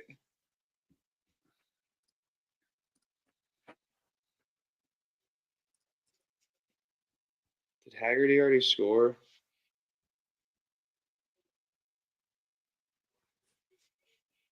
Nah, this guy with the fro, he's everywhere. Nope, it wasn't PJ Haggerty. Under 22.5, PJ Haggerty placed it. All right. Why is there nobody there? Well, there's people there, but they got like a thing blocked off. The students need to be right there. I know. You see the students? This is empty. Are the students? They're hungover. They also got that game's next week. The football game's next weekend too. Yeah. There's literally no fans behind the scores table. Thank God Behind the opposite side. told you we needed a live bet. 6-0 Memphis. What the hell? Yeah, this is a sad showing. Sad showing, Clemson. You're gonna make me regret not playing Memphis. I might have to bet Memphis if it evens back up. Well, if you liked Clemson pregame, you're gonna love them -2 live. Right? That's what I'm saying. Like that. Now that I'm watching this, I'm like, what the fuck is this? Looks like a travel basketball stadium, and there's nobody watching. Can I interest you in the Haggerty that's heading to Oregon State? Who's heading to Oregon State? Yeah. UC Irvine. I got Irvine money line. I like them today. I guess the other thing that Big circle. I was just thinking about this. All the students might be gone for Oregon State. Oh yeah, if they had finals already, and then it's break. Finals. Oh yeah, fuck! I didn't. That's a spot I didn't even think of. This was finals week. Yeah, I also like Penny as a dog, not a favorite, which he was catching 2+ possessions. So, hey, Haggerty unders under 22.5, under 22.5. Blow him out, have him get him pulled. That's the only thing I placed, and we need to take a first half something, but that's the only thing I placed because that's what I gave out. I was like, I don't have a side on this. That was our first play we talked about. I'm just betting the board as we go. I had a long night. Irvine. Talk about a circle game. This is they have this and Belmont on the road. I think Oregon State's good, but I mean Irvine's defense is very good, and this is clearly a game they've had circled all year. They're one Power 5 team that they get, and I mean shit, we're seeing it right now at Clemson. Fans are not there. Our students going to be gone for this one too. I mean, I haven't watched much Oregon State, so I don't know how well these they've been filling out the building. I don't know. I mean, maybe you guys know, but I believe my cousin, she's out in California to D2, golfs out there. Shout out Chico State. But I think that the West Coast schools, I think that they have finals next week. I just looked at it. Your fall 2024 exam for Oregon State University, I'm seeing 12-12, 12-13, 12-11. So they're done. They're done then. They're done. Like nobody's going to watch Oregon State. Nope. That's what I was wondering. I haven't got my eyes on them much. I mean, this game's going to be a defensive battle. Let's just take Irvine. They're just a better story. Fuck the points. Give me Irvine, man. Give me the money line. +120. Oregon State's defense is good. Very good. I mean, this is the game. This is the game for Irvine. You have the circle. You have one Power 5 team. You get Oregon State. Students will be gone. This is a great spot. Spot. Yep. And Irvine's defense is good. I mean, Oregon State, they shoot the three well, but Irvine freaking defends the three well. Yeah. You're not going to beat them by chucking threes. This game's going to be an under. It's going to be great. And the other thing, 67-64, Irvine. It's going to be a good game in favor of you. Irvine turns it over a lot, but Oregon State doesn't force turnovers. Yeah. Irvine's going to be on their A game today. Yeah, I like it. I like just going money line. Yeah, I like that. First if I lose by timeout, 8-0 Memphis. Yep, I've got Irvine already on my card, +125 today. Fuck the points. Yep, Irvine. If they lose by 1 or 2, then I'll just be pissed off that I didn't take the points. But they're not going to lose this game. This is the game for them. Should we talk about Tennessee, Illinois in Champaign? Illinois money line. Yep. Hammer. I'm waiting to see if I can catch 2 to maybe 3 points. I like +2. Yeah, Tennessee's the better team, but what happens when the top seeds go on the road, and this is a true road spot. But will the people be undefeated. gone? No, students will not leave with. They're not Tennessee. leaving for this. Yeah, I Even don't. if their I would hope. finals ended this week, they were just chilling at bars and getting high, and then They're Tennessee's leaving coming after. to town. Yeah, they're leaving tomorrow. Yeah. Because they're gonna win tonight. They're gonna get fucked up. Yeah. No, they'll leave Monday. They'll be way too hungover. Actually, college. Wait. We got exams next week for Illinois. Let's go. Perfect. Hey, Students next are there. week examinations. I'm looking up final Yep. schedules. These are the caps. Hey, that shit matters, especially when you're trying to factor in home court advantage. If Yep. a class begins at 11 a.m., your finals on 8 to 11 Wednesday, December 18th. Sucks Fuck for it. Illinois, but Dude, why the fuck is Visa not have? They must every not game go on back Tuesday? until that second week then or whatever. yeah, I like Illinois. What I'm probably gonna do, I just played Illinois money line just to get it plus money, and then if they fall down behind and I can get like a plus 4.5, like plus 3.5, 4.5, 5.5, something like that live, I'm gonna bet that too. Oh yeah. I'm with you. Love Illinois today. Love it. The place is going to be, and it's a later game. Those, it's going to be loud, drunk. It's going to be a good fucking environment.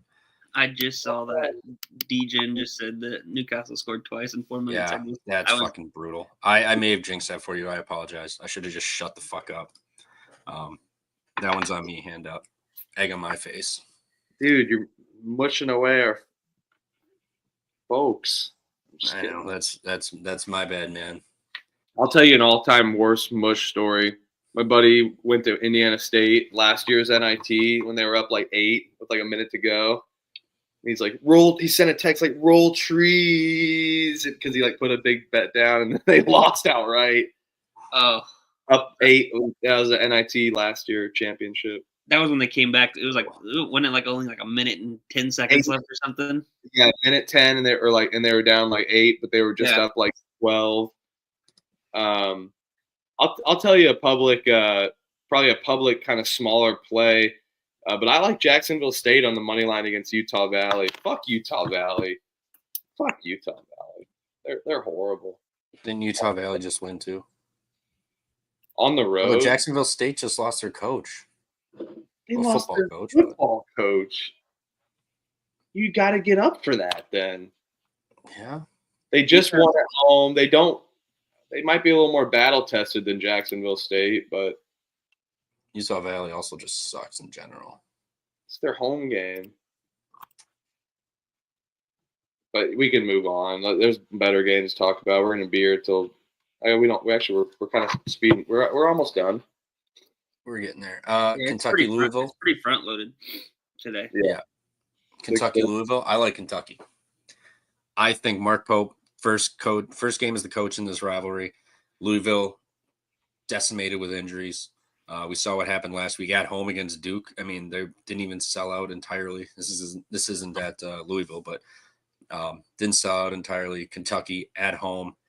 Pope, we've seen him just to the final buzzer, just put it on teams with no regard for safety whatsoever. So I think they fuck up Kentucky. Maybe Kentucky hangs first half, gives the max effort, and then Louisville hangs first half, max effort, and then just shits the bed.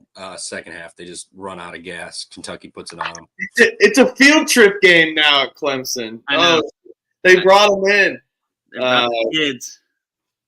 I'm battling you. I'm gonna take Louisville, but I hate it. I hate it, Stooley. Dude, Louisville's ass. Don't get cute with Louisville again. Yeah, we don't did do last it. week. Don't even battle. Don't even bet it.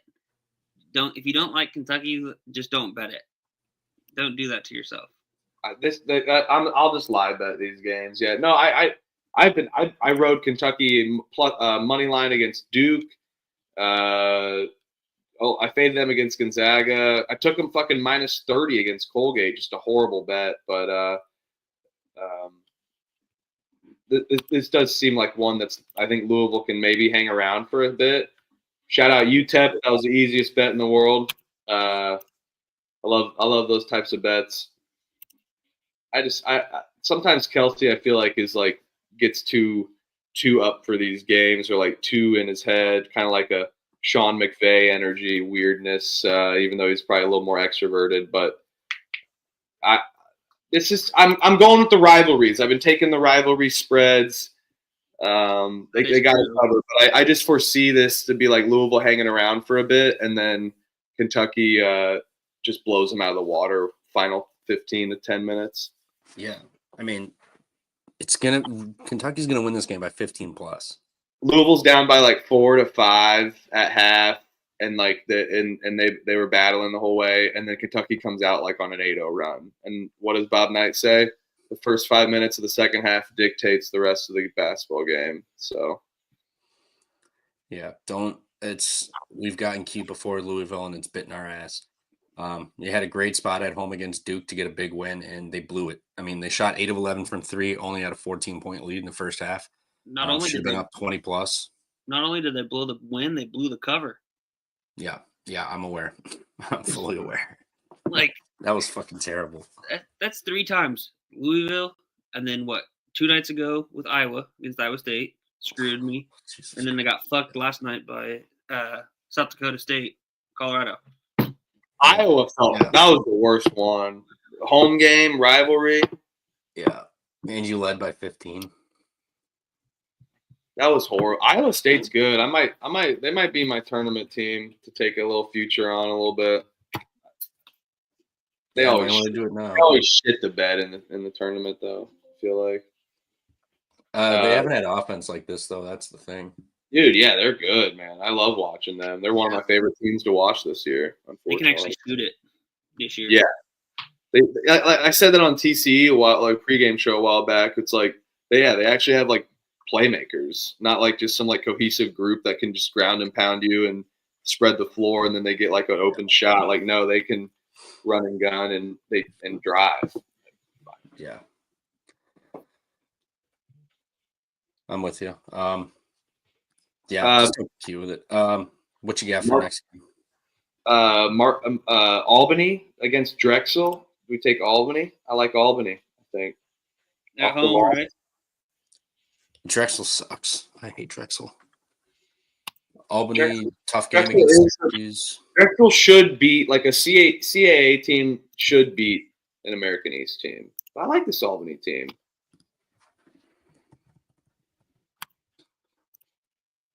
The play against Columbia, that was so easy last Wednesday against Columbia. Yeah. Defense is horrible. Drexel's defense is pretty good, which is scary. But yeah, we don't need to talk about this game any further. I like Albany. Yeah. D-Gen, I think we're all liking the under on 39 and Army with the points, or Navy with the points for me at least. I think these games are always tight. Both these know each other. Army off of the AAC championship game where they haven't won in 100 years. I think it's going to be a little sluggish offensively from them, and Navy obviously knows how to defend them. This is what they've been doing. These two teams play the exact same game, so this feels like a 13 to 17 kind of game, somewhere around there. So Navy in the under for me. Yeah. If there's a season or season to take the over, it's this one. But I always take the under in this game. I've done it. I mean, even if you think you can get Army can get 3 touchdowns, Navy can get 2 touchdowns, and it could be like a 21-17 game, and it still goes under. Yeah, right. Because the total's normally around like 20 something, 26, 27, 26. Yeah, just like they've been caught. So I think they're like this may be a little overcorrection. Yeah. The other thing you can look at too is even if if Army if Army gets the ball first, they're probably going to score a touchdown. When's the last time they've scored a touchdown literally like almost every single first drive this whole year. So if Army scores quick or somehow hits a big play or one of them hits a big play and that hops up into the 40s, smack the under. Yeah. I would rather just take the under and banks that Navy could hang around instead of the +6. I kind of hate that +6 in my opinion. But I feel like if I had no clue what happened this season, I woke up from a coma and I looked at the line, I'd be like, hammer Navy +6 because it's just another rivalry game. But this Army team's, I think, beyond better, and they can defend the run. And I don't think Horvath is going to pass much at all. Ooh, good pass by Danger. Ooh. Yeah. Well, we can move on. We're making good headway. We're at the 6 Eastern, 5 Central slate. Belmont against Richmond. Is that kind of public? I'm on Belmont. I was on Belmont last night. That was one of my early plays that I was looking at when I just kind of what I like to do is I just like to literally scroll through on DK. I just scroll through and I look at I these games. test it. Like if you like it, just rip If it. something pops out, I bet it immediately. Just immediate reaction. And that was one of mine. That's what I felt with Albany and my blanket on for Purdue last night. But fuck Purdue. I hate betting them. I like Belmont. Richmond at home. I don't know if it's a huge home spot. Richmond will try to control the pace. Belmont will try to run the pace. Belmont on the road is not as good, but I don't like this Richmond team. I've watched them play basketball. They're pretty bad. Bad. Yeah, I got them last night at minus 105. I think they were still a dog against Richmond. Now it's kind of flipped. I think Belmont's laying like 135 right now. Minus 135. So I like the -2 even for Belmont, minus 108. Yeah, where you could just, if you're not worried about the juice, minus 135 on the money line's good too. Yeah, like I'll never give out a minus 160 play, right? But I feel like minus 140 is a decent threshold. But I'll buy juice. And in a short spread, you normally can get a live angle. If it's a short spread, you know it's going to be a tight game for the most part, unless you get lucky on the right side. But yeah, Trevor, we're on the 6-5. We got Belmont, Richmond. We like Belmont. Maybe a little public square, but we watch this Richmond team. We don't like them. We don't like how they play. No.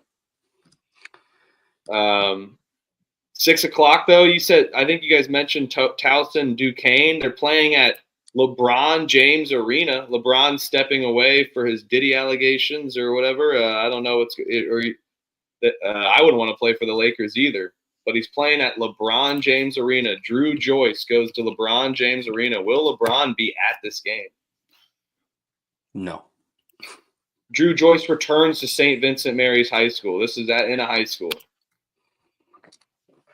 I like the under in this game. This game's going to be disgusting. This is going to be like 57-55. I hate Duquesne. I hate Duquesne. I took them against – they ruined my 5-1 night. I was 5-1. And they're the only bet I lost. And I hate Duquesne, though, for that reason. I like the under. I mean, I feel like whoever scores the most, it's going to be 65 at most. It's just going to be disgusting. This game's going to be gross. Both can't shoot free throws. They can't shoot. They defend decently. Play slow.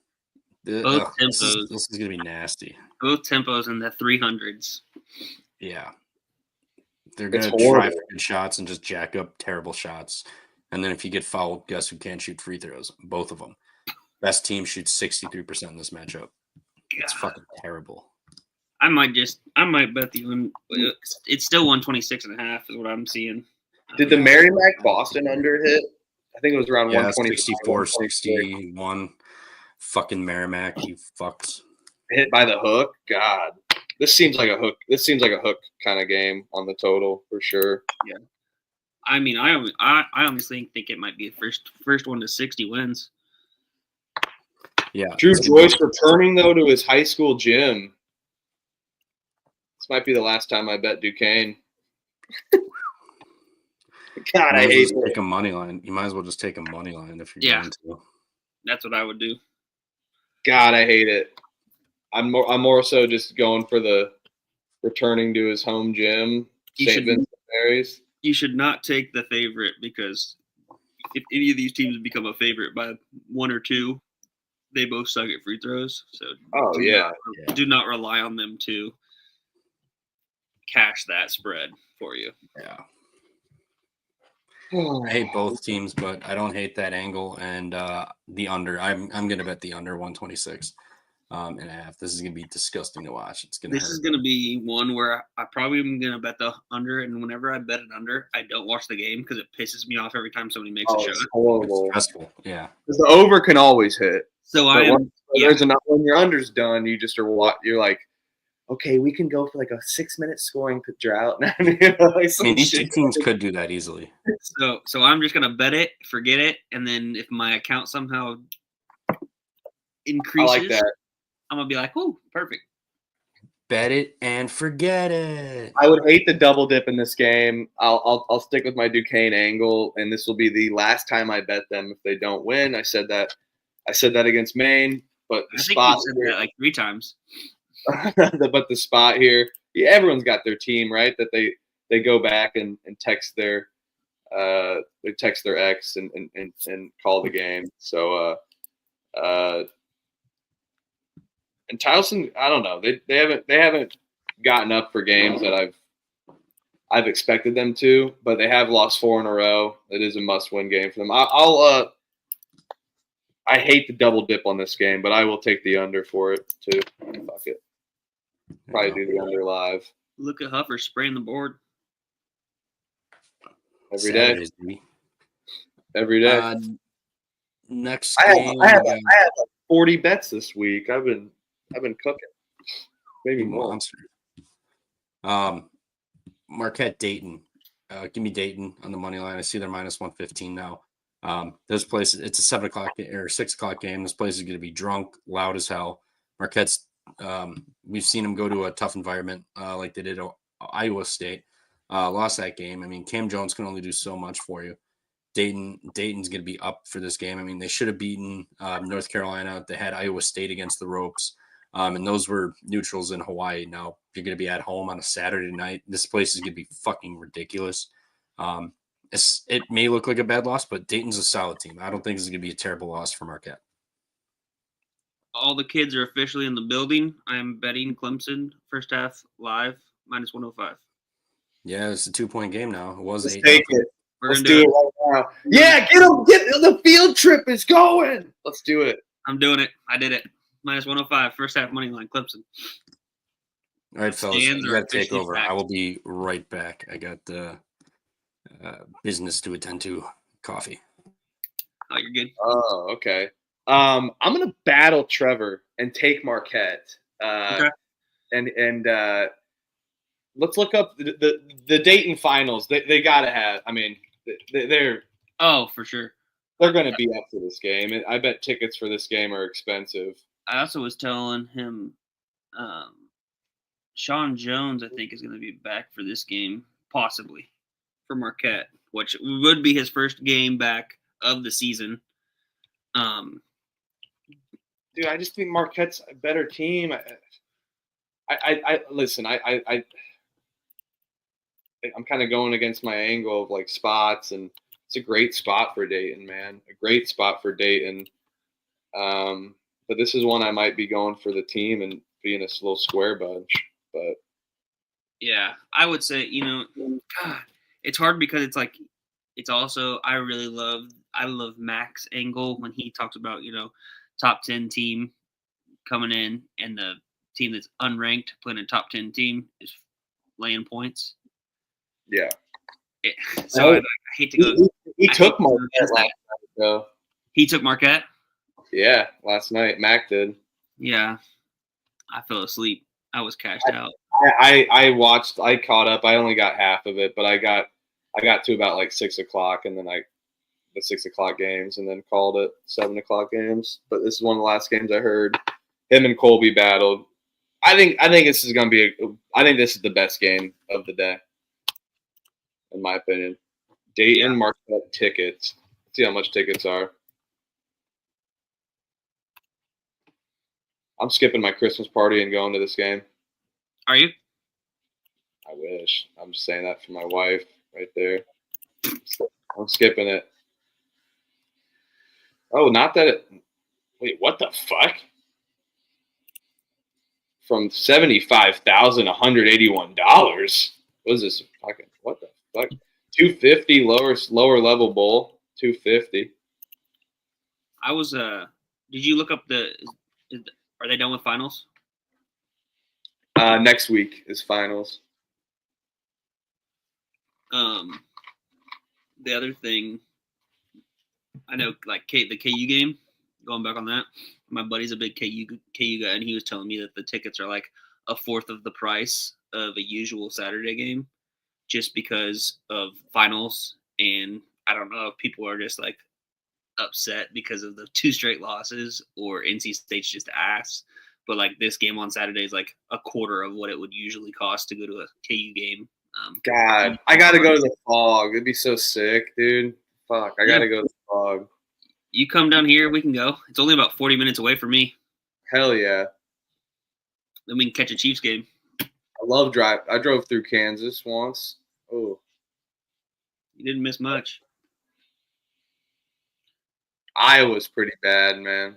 That I-80 drive is pretty bad. I didn't like Iowa. South Dakota, long drive. Yeah. What's your thought? I think this is a coin flip game, but I like Marquette here. I think this is a Shaka Smart game. Marquette's gonna spoil it, but I love the spot is so Dayton though. If I'm doing anything, I mean, if I wanted to bet anything, I might just enjoy this game. But if I wanted to maybe bet something, I'd look at maybe even betting like the over. I like that a lot. 151 or whatever. 150. Yeah, I got 150.5 right now. Yeah, I like that. I don't mind that at all. I see 149 on Bet MGM. Yeah. Marquette. I just saw they went to -105, but I feel like they're kind of asking you to take Marquette, which I kind of hate. Like I said, I think the spot's Dayton, but I'm going to go with the better team angle here. Yeah. We're kind of flying through these games. Fuck yeah. Well, it's been 2 hours. So that's hilarious. I have fun when I'm talking ball. Hell yeah. You can always look at Cam Jones angles too. I know last Saturday I gave out Cam Jones 25 plus at plus 290 on here. Went off for 32. So I might look at that again because I was able to. I like that. We'll have to keep an eye on that that injury news too. Yep. Forgot Dayton's got Enoch Cheeks. Love it. Malachi smacking cheeks. Yeah, he's smacking cheeks, exactly. Do you got anything for Oklahoma State? I like that game. I'm glad they played it. I'm glad they put that on the schedule. I will probably bet Oklahoma State. Yeah, in Stillwater. I love it. Fuck the SEC. And that place is going to be lit, even if I'm guessing their finals are done. But that place is going to be lit. It always is. I'm pretty much with you on that. I think Oklahoma is probably the better team, but tough spot for them. They haven't lost a game yet. I think Oklahoma State could even be live here. Yeah, I think last year, I'm looking this up real quick, but I think last year Oklahoma won on a buzzer beater 3 in Stillwater, if I'm remembering correctly. So I think that they bounce back. Yeah, Oklahoma always does this too. They always start out so hot and then they fumble the bag, I feel like. But this is Oklahoma's one of their better teams. But it is. This is neutral. This is at the fucking Paycom Center. Dear Lord, this isn't even. So this isn't in Stillwater. Are you fucking kidding me? No, it's a home game in Oklahoma, or it's a neutral in Oklahoma City. Yeah, and Norman is literally in Oklahoma City. So Norman is only like 20 minutes away from that Paycom Center. If it's where the Thunder play. Damn it. Yeah, because last year I just looked it up. JV and McCollum for OU, they were down 1. He had a 3 as time expired in overtime. Why do you put this? Pisses me off. Why do you put this game in an NBA arena? It's fucking bullshit. Yeah. Like this should always be true home and true home. Now I don't like Oklahoma State. But maybe I don't know. I'm not betting it right now, but shit, I'll probably bet it. Trevor said Oklahoma State outright going in the money line round robin. I don't mind that at all whatsoever. Let's do it. Fuck it. Oklahoma, they can't cover it. The over might not be a bad look, even though it's a neutral. But the thing is that scares me is that Oklahoma can force a lot of turnovers, but so can Oklahoma State. Yeah, so, I think I like what Lutz is doing there too at Oklahoma State. Yeah. Obviously, Porter Moser, he's good there at OU, but they're kind of. I thought they were going to have more of a down year, but they've somehow been impressive to start. This might be an overplay for me and against the neutral site under angle, but that's kind of been really more public lately. This could be very well be an over game with the lack of Oklahoma State's defense, but they do force turnovers. Both teams run a fast pace. Defense possession length isn't ideal, but yeah, man, I feel like this could be easily an 80 to like a 78 game or something, 76. So one of those hold your nose overs, and you probably feel good about it, and then a scoring drought ensues, and then the foul game takes you over. And it's also one of those games where you could definitely see a overtime game. I went to overtime last year. You could see one of those, I think I'm going to go over there. Fellas, don't overthink it. It was always the Cowboys. Statement win for Lutz. What has OU done since fucking Moser got there? Went to the tournament once, maybe? And they're undefeated. OU's undefeated. They got to lose one, right? Also, I do know. So, Big 12 insider news. The Oklahoma State Cowgirls head coach just had their baby. So she just had a baby. Baby bump game. Baby bump game. Cowgirls. The Cowgirls, yep. Coach Hoyt just had her baby. Reverse Cowgirls. Run that sweep. Let's go. Baby bump. Reverse Cowgirl baby bump. Baby reverse.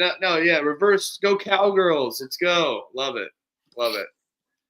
They're going to win outright. All right. Well, we liked it because it was I'm like, they're catching 4 in Stillwater, and then I'm like, oh, you're playing Paycom Center? What the fuck? I don't give a shit. I don't either. Fuck it. Eastern Kentucky. Game of the day, though? Hell no. Not laying points. What about UConn Gonzaga? Yeah, we got to talk about this one. Store south, but they're catching points. Gonzaga's laying 2. And Madison. 2.5. 2.5, I'm seeing. I see. What's KenPom got this? Bartorvik's got Gonzaga -2 or Gonzaga -6. Dang. Where did this open? KenPom's got it at 80 to 76. Gonzaga. Okay, yeah, Bartorvik likes Gonzaga more. It's not a system play, but yeah, man, I bet Gonzaga every time, and they fuck me. But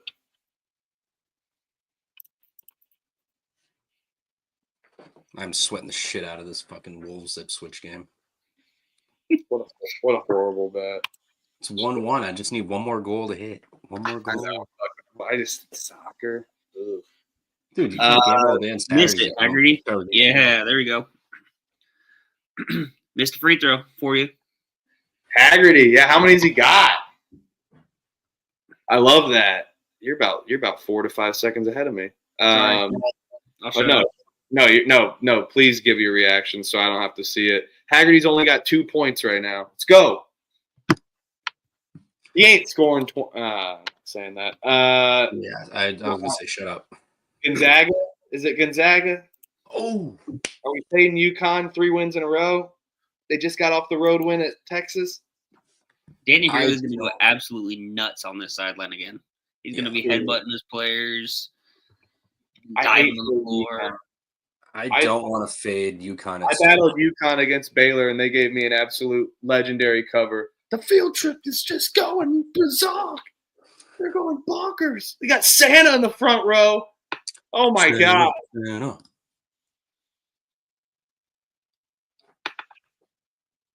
They're Someone score a boozing. fucking goal. I don't want to fade UConn at Store South. That seems like a suicide mission. It does. The fact that you can get So them at I plus will money, gladly watch this, maybe play it live.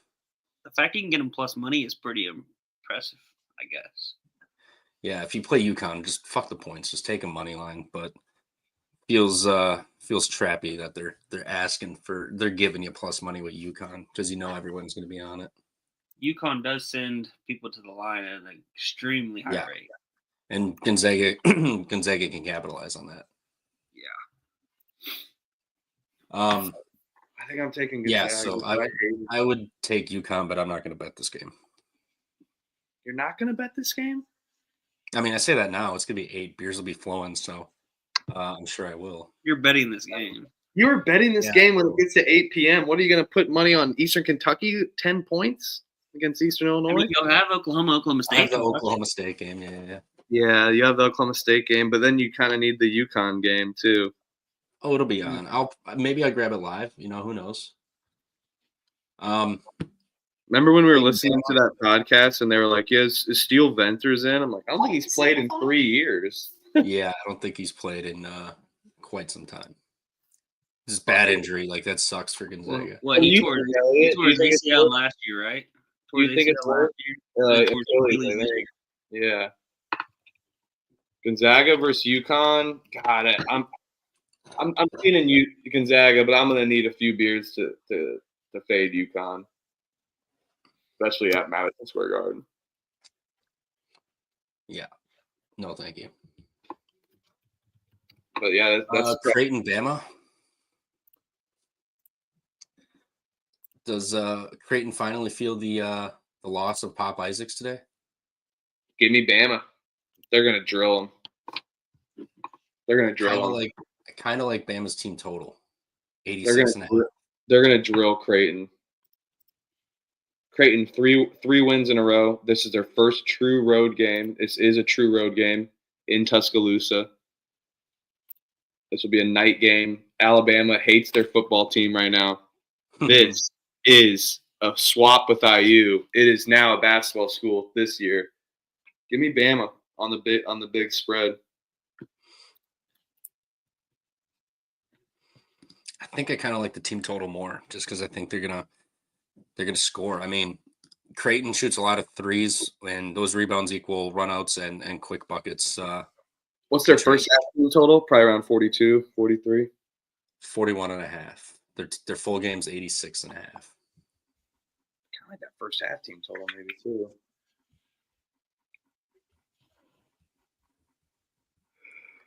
Yeah, I mean, I don't think you can go wrong back in Bama either way, total or spread, to be honest.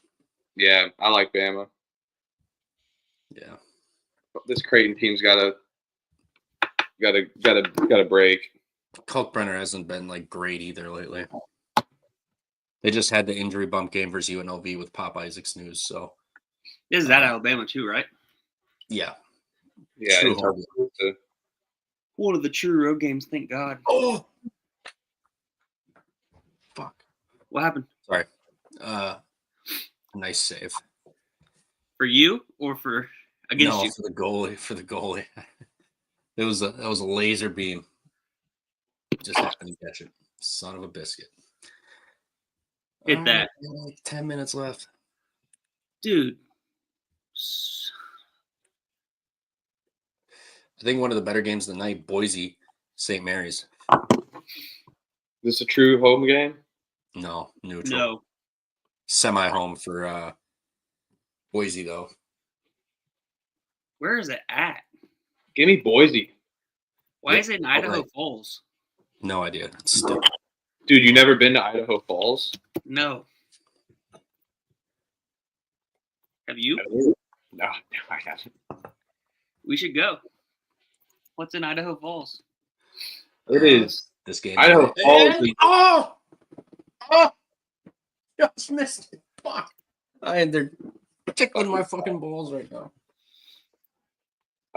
Idaho Falls, there's a Smitty's Pancake and Steakhouse. Looks fantastic. What is this game? Where the fuck are you playing? Are you Swedish? Am I Swedish? Yeah, Outside of Swedish Fish, no. I like Swedish Fish though. because we could go to visit New Sweden right outside of Idaho Falls. Oh, New Sweden. All right. Exciting. No, I'm not Swedish. I wish. No, I'm just kidding. I don't. Fucking I don't either. I'm on New- Boise money line in this one, plus neutral 130. bugs. I like Boise to cover. Yep, I like it. St. Mary's just had a great game against Utah. Now you're gonna hit Boise. Boise needs this game for resume. Bad. Why don't they play this at whatever arena it's called now? I don't know. I don't know why they don't do home and home. It's Used just to be Taco Bell. Come on, Clemson. in college basketball, stupid. Here we go. Get the kids some Fun Dip and just sugar them up. They got to get going. Sugar these kids up. It's almost noon. They deserve some Chocolate sugar. wasted.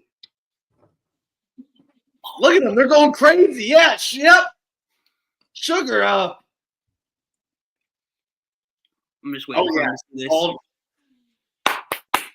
Come on. I love that guy. Freaking ball bro guy. D up now. D up now. Look at the kids they're going there. Get them sugar. The teachers are just Oh, fuck! This is such a tease. This is such a fucking tease, guys. college basketball's on. You're watching fucking soccer. What the hell? What the fuck? I've got the game on my phone here, but fuck, dude, we've had like 4 chances. Dude, that is porous defense. Elliot, I need your reactions live. Actually, now I don't want to watch this. It's Okay. awful. 3 ball. Oh, I bet there's a 3 here. Oh, what a save!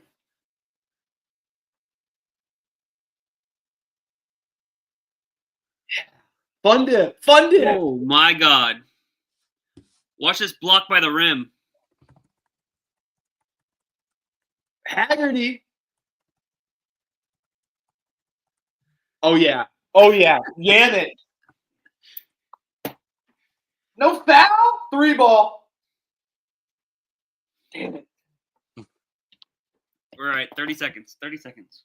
All right, let's get. We got let's- one let's- game let's- left, guys. Let's finish this show off. Yep. Hawaii, Corpus Christi, Island game. Literally Standalone too. Yep. What's the line on it? 5.5. I believe this opened at 2.5. Give me Hawaii, I guess. I hate that number though. 5.5 is my Open least 3.5. favorite number to lay. I hate the 5.5, but man, Does BYU drill Wyoming at home? Is it is at the Jazz Arena, and I was listening to Mark Titus, and apparently the Jazz are big NIL funders for BYU here, so maybe they show up and show out. 16.5. What did it open at? 16.5. What's KenPom got it? Because Bartorius got it -12. Ken Palm's got it 80 to 66, so 14. Okay, so not a system. And Yeah, those- Bartorius not really got many. more systems.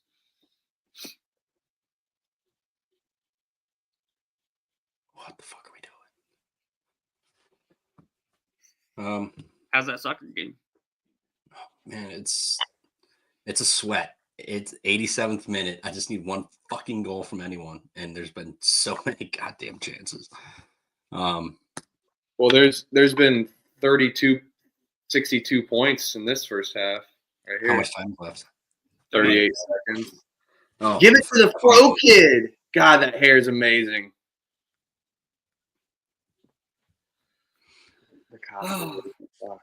So the good thing is we should have one more possession. Clemson should at least have one more possession, regardless of if a 3's hit or not. Yeah, go straight to the bucket. Yeah. How much? Haggerty's got nothing. I'm feeling good about. Oh, I'm not feeling. Stop saying that.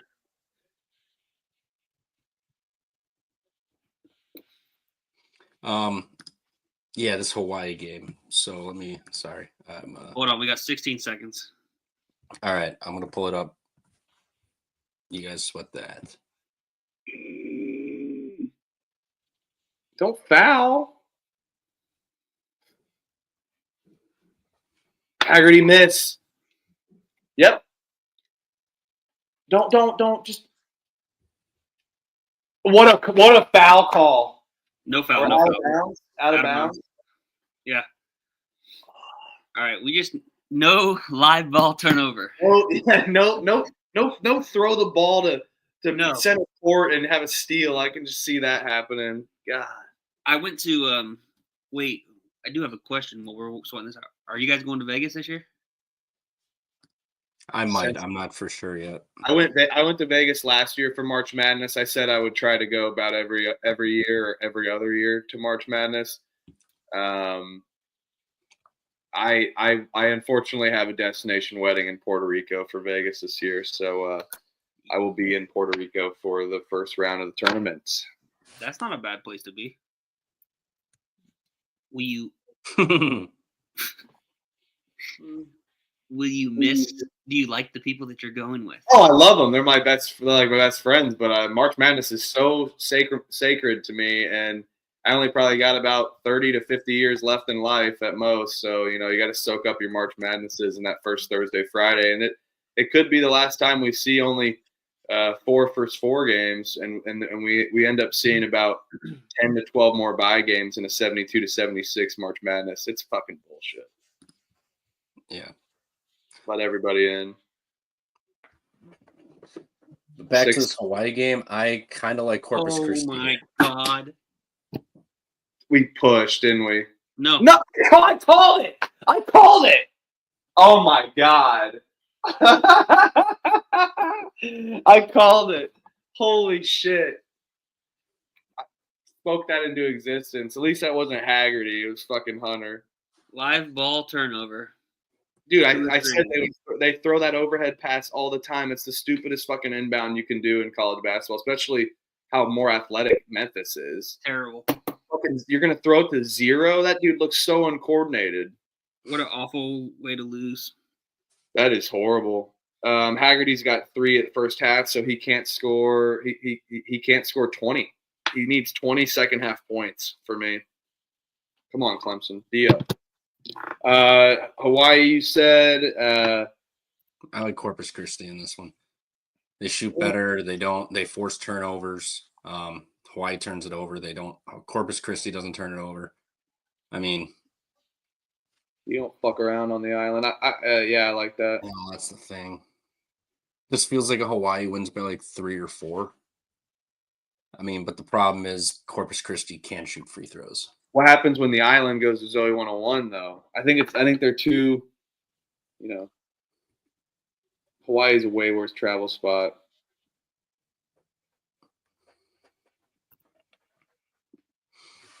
It is. Yeah, where was Corpus Christi at right before this? Were they? Stephen F. Austin, last Saturday. So they had some time off. They're looking ahead to Southwestern Adventist. They're beating up on the Seventh-day Adventist Church.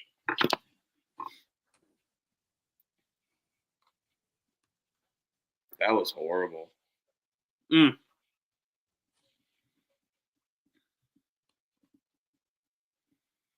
What time? What Purdue's on CBS? Fuck yeah. Yeah. So I guess that's where we stand. Let's run through our cards. Whoever wants to start first. PJ Haggerty under 22.5. Purdue right now. Western Kentucky. Took the system plays. Santa Clara, SMU, UC Irvine, Belmont, Alabama, and the circle and Pepperdine. The circled plays I have though are Illinois, FAU, BYU, and then I have no blood in the later games yet. I battle the Marquette Dayton angle though.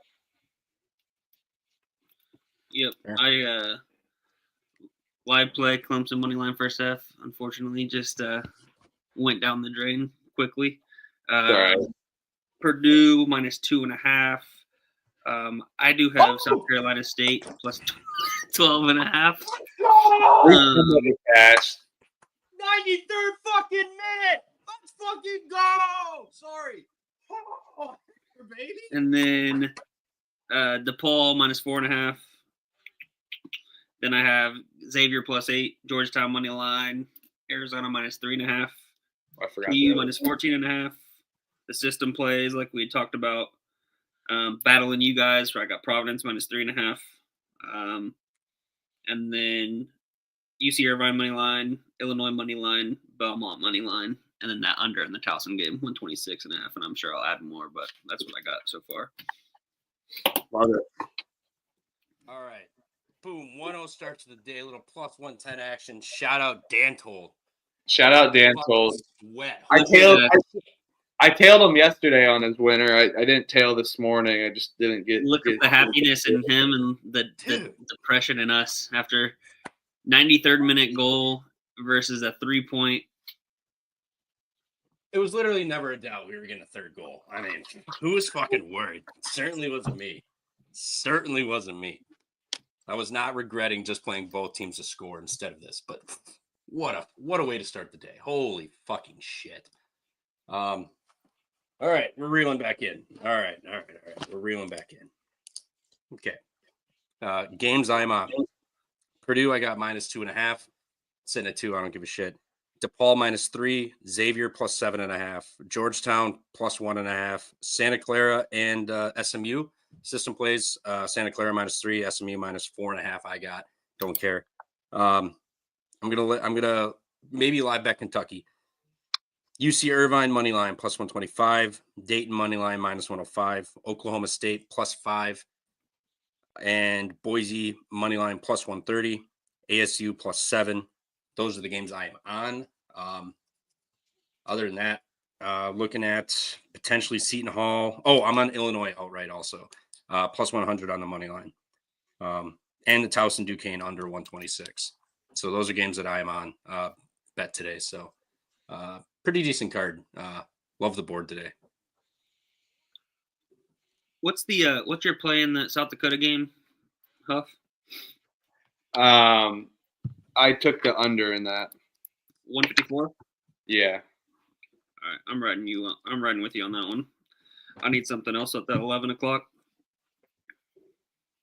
Yeah, I just sprinkled that and went a little bigger on Purdue. We'll see. So. Yeah, Purdue's down to -1.5 on DK. Yeah. Texas A&M, little steam. Texas A&M, steam. Well, that was a good show, boys. I'm glad I got to chop it up since I missed last night. So. Yeah. Yep. Love doing these shows. Moneyline round robin real quick. We should do a dog parlay. Yeah. Yeah. Yeah. Let's do that. Everyone's favorite dog of the day. I realize I like too many favorites today.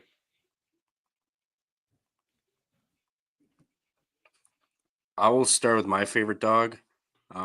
It's Lil Yapper. Give me Boise. Let's see it +125 now. I like Boise +125.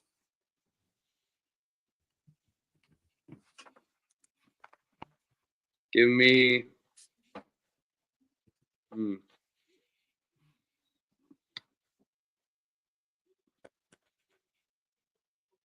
I'm deciding between Arizona State and St. Bonaventure.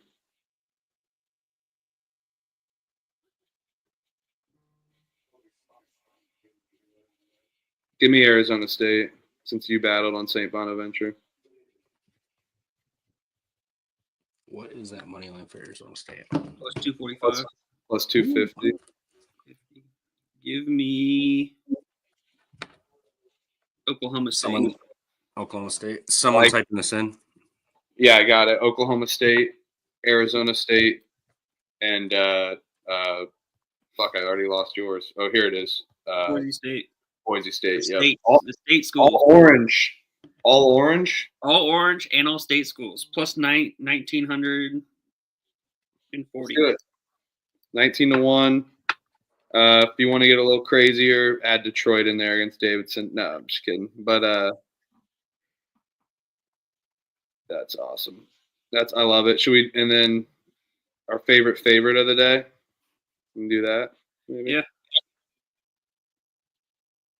Our favorite. You don't go into Malibu and Zoe 101. It's a system. Whatever floats your boat. You keep disrespecting Pepperdine over there, Stooley. I'm not disrespecting him, but I mean, I like him better as a dog or a one possession. My Season's a little favorite, stretched. Purdue. All right, early play favorite. My favorite of the day will be. Love it. Do somebody with a P, so we can all have 3 P's. D. Paul. Sure. Yeah, that counts. Yeah, No, it's Prairie View A&M or nothing, buddy. No, D. Paul. It's uppercase. Yeah, give me the Paul for my favorite. I think it's like -4 now. Still like it. I think they're gonna show up today. I love it. Good show, guys. Hope everyone cashes. So yeah, good luck. Appreciate everyone who's in the chat. DGen, whoever else was lurking around in there. Appreciate you guys for stopping in. We may do something Sunday night. Otherwise, for sure, we'll be back Monday. the slate's being great again next week. Yeah, we're back from a slow week, so we're back. Elliot, thanks for joining us. We appreciate it. Not a problem. Thanks for having probably me. Be a new Always Saturday fun. usual for you. So we appreciate you hopping on. Let's do it. Hey, need something big from Mahomes this Sunday too for my fantasy. Need it into existence. Yep. I might pull my jersey out of the closet and wear it. There you go. So, yep. There you go. Heck yeah. Well, let's see some green today. Let's see some green. That's awesome, boys. Yes, sir. All right. Thanks everybody for joining. Good luck today, and let's cash some tickets.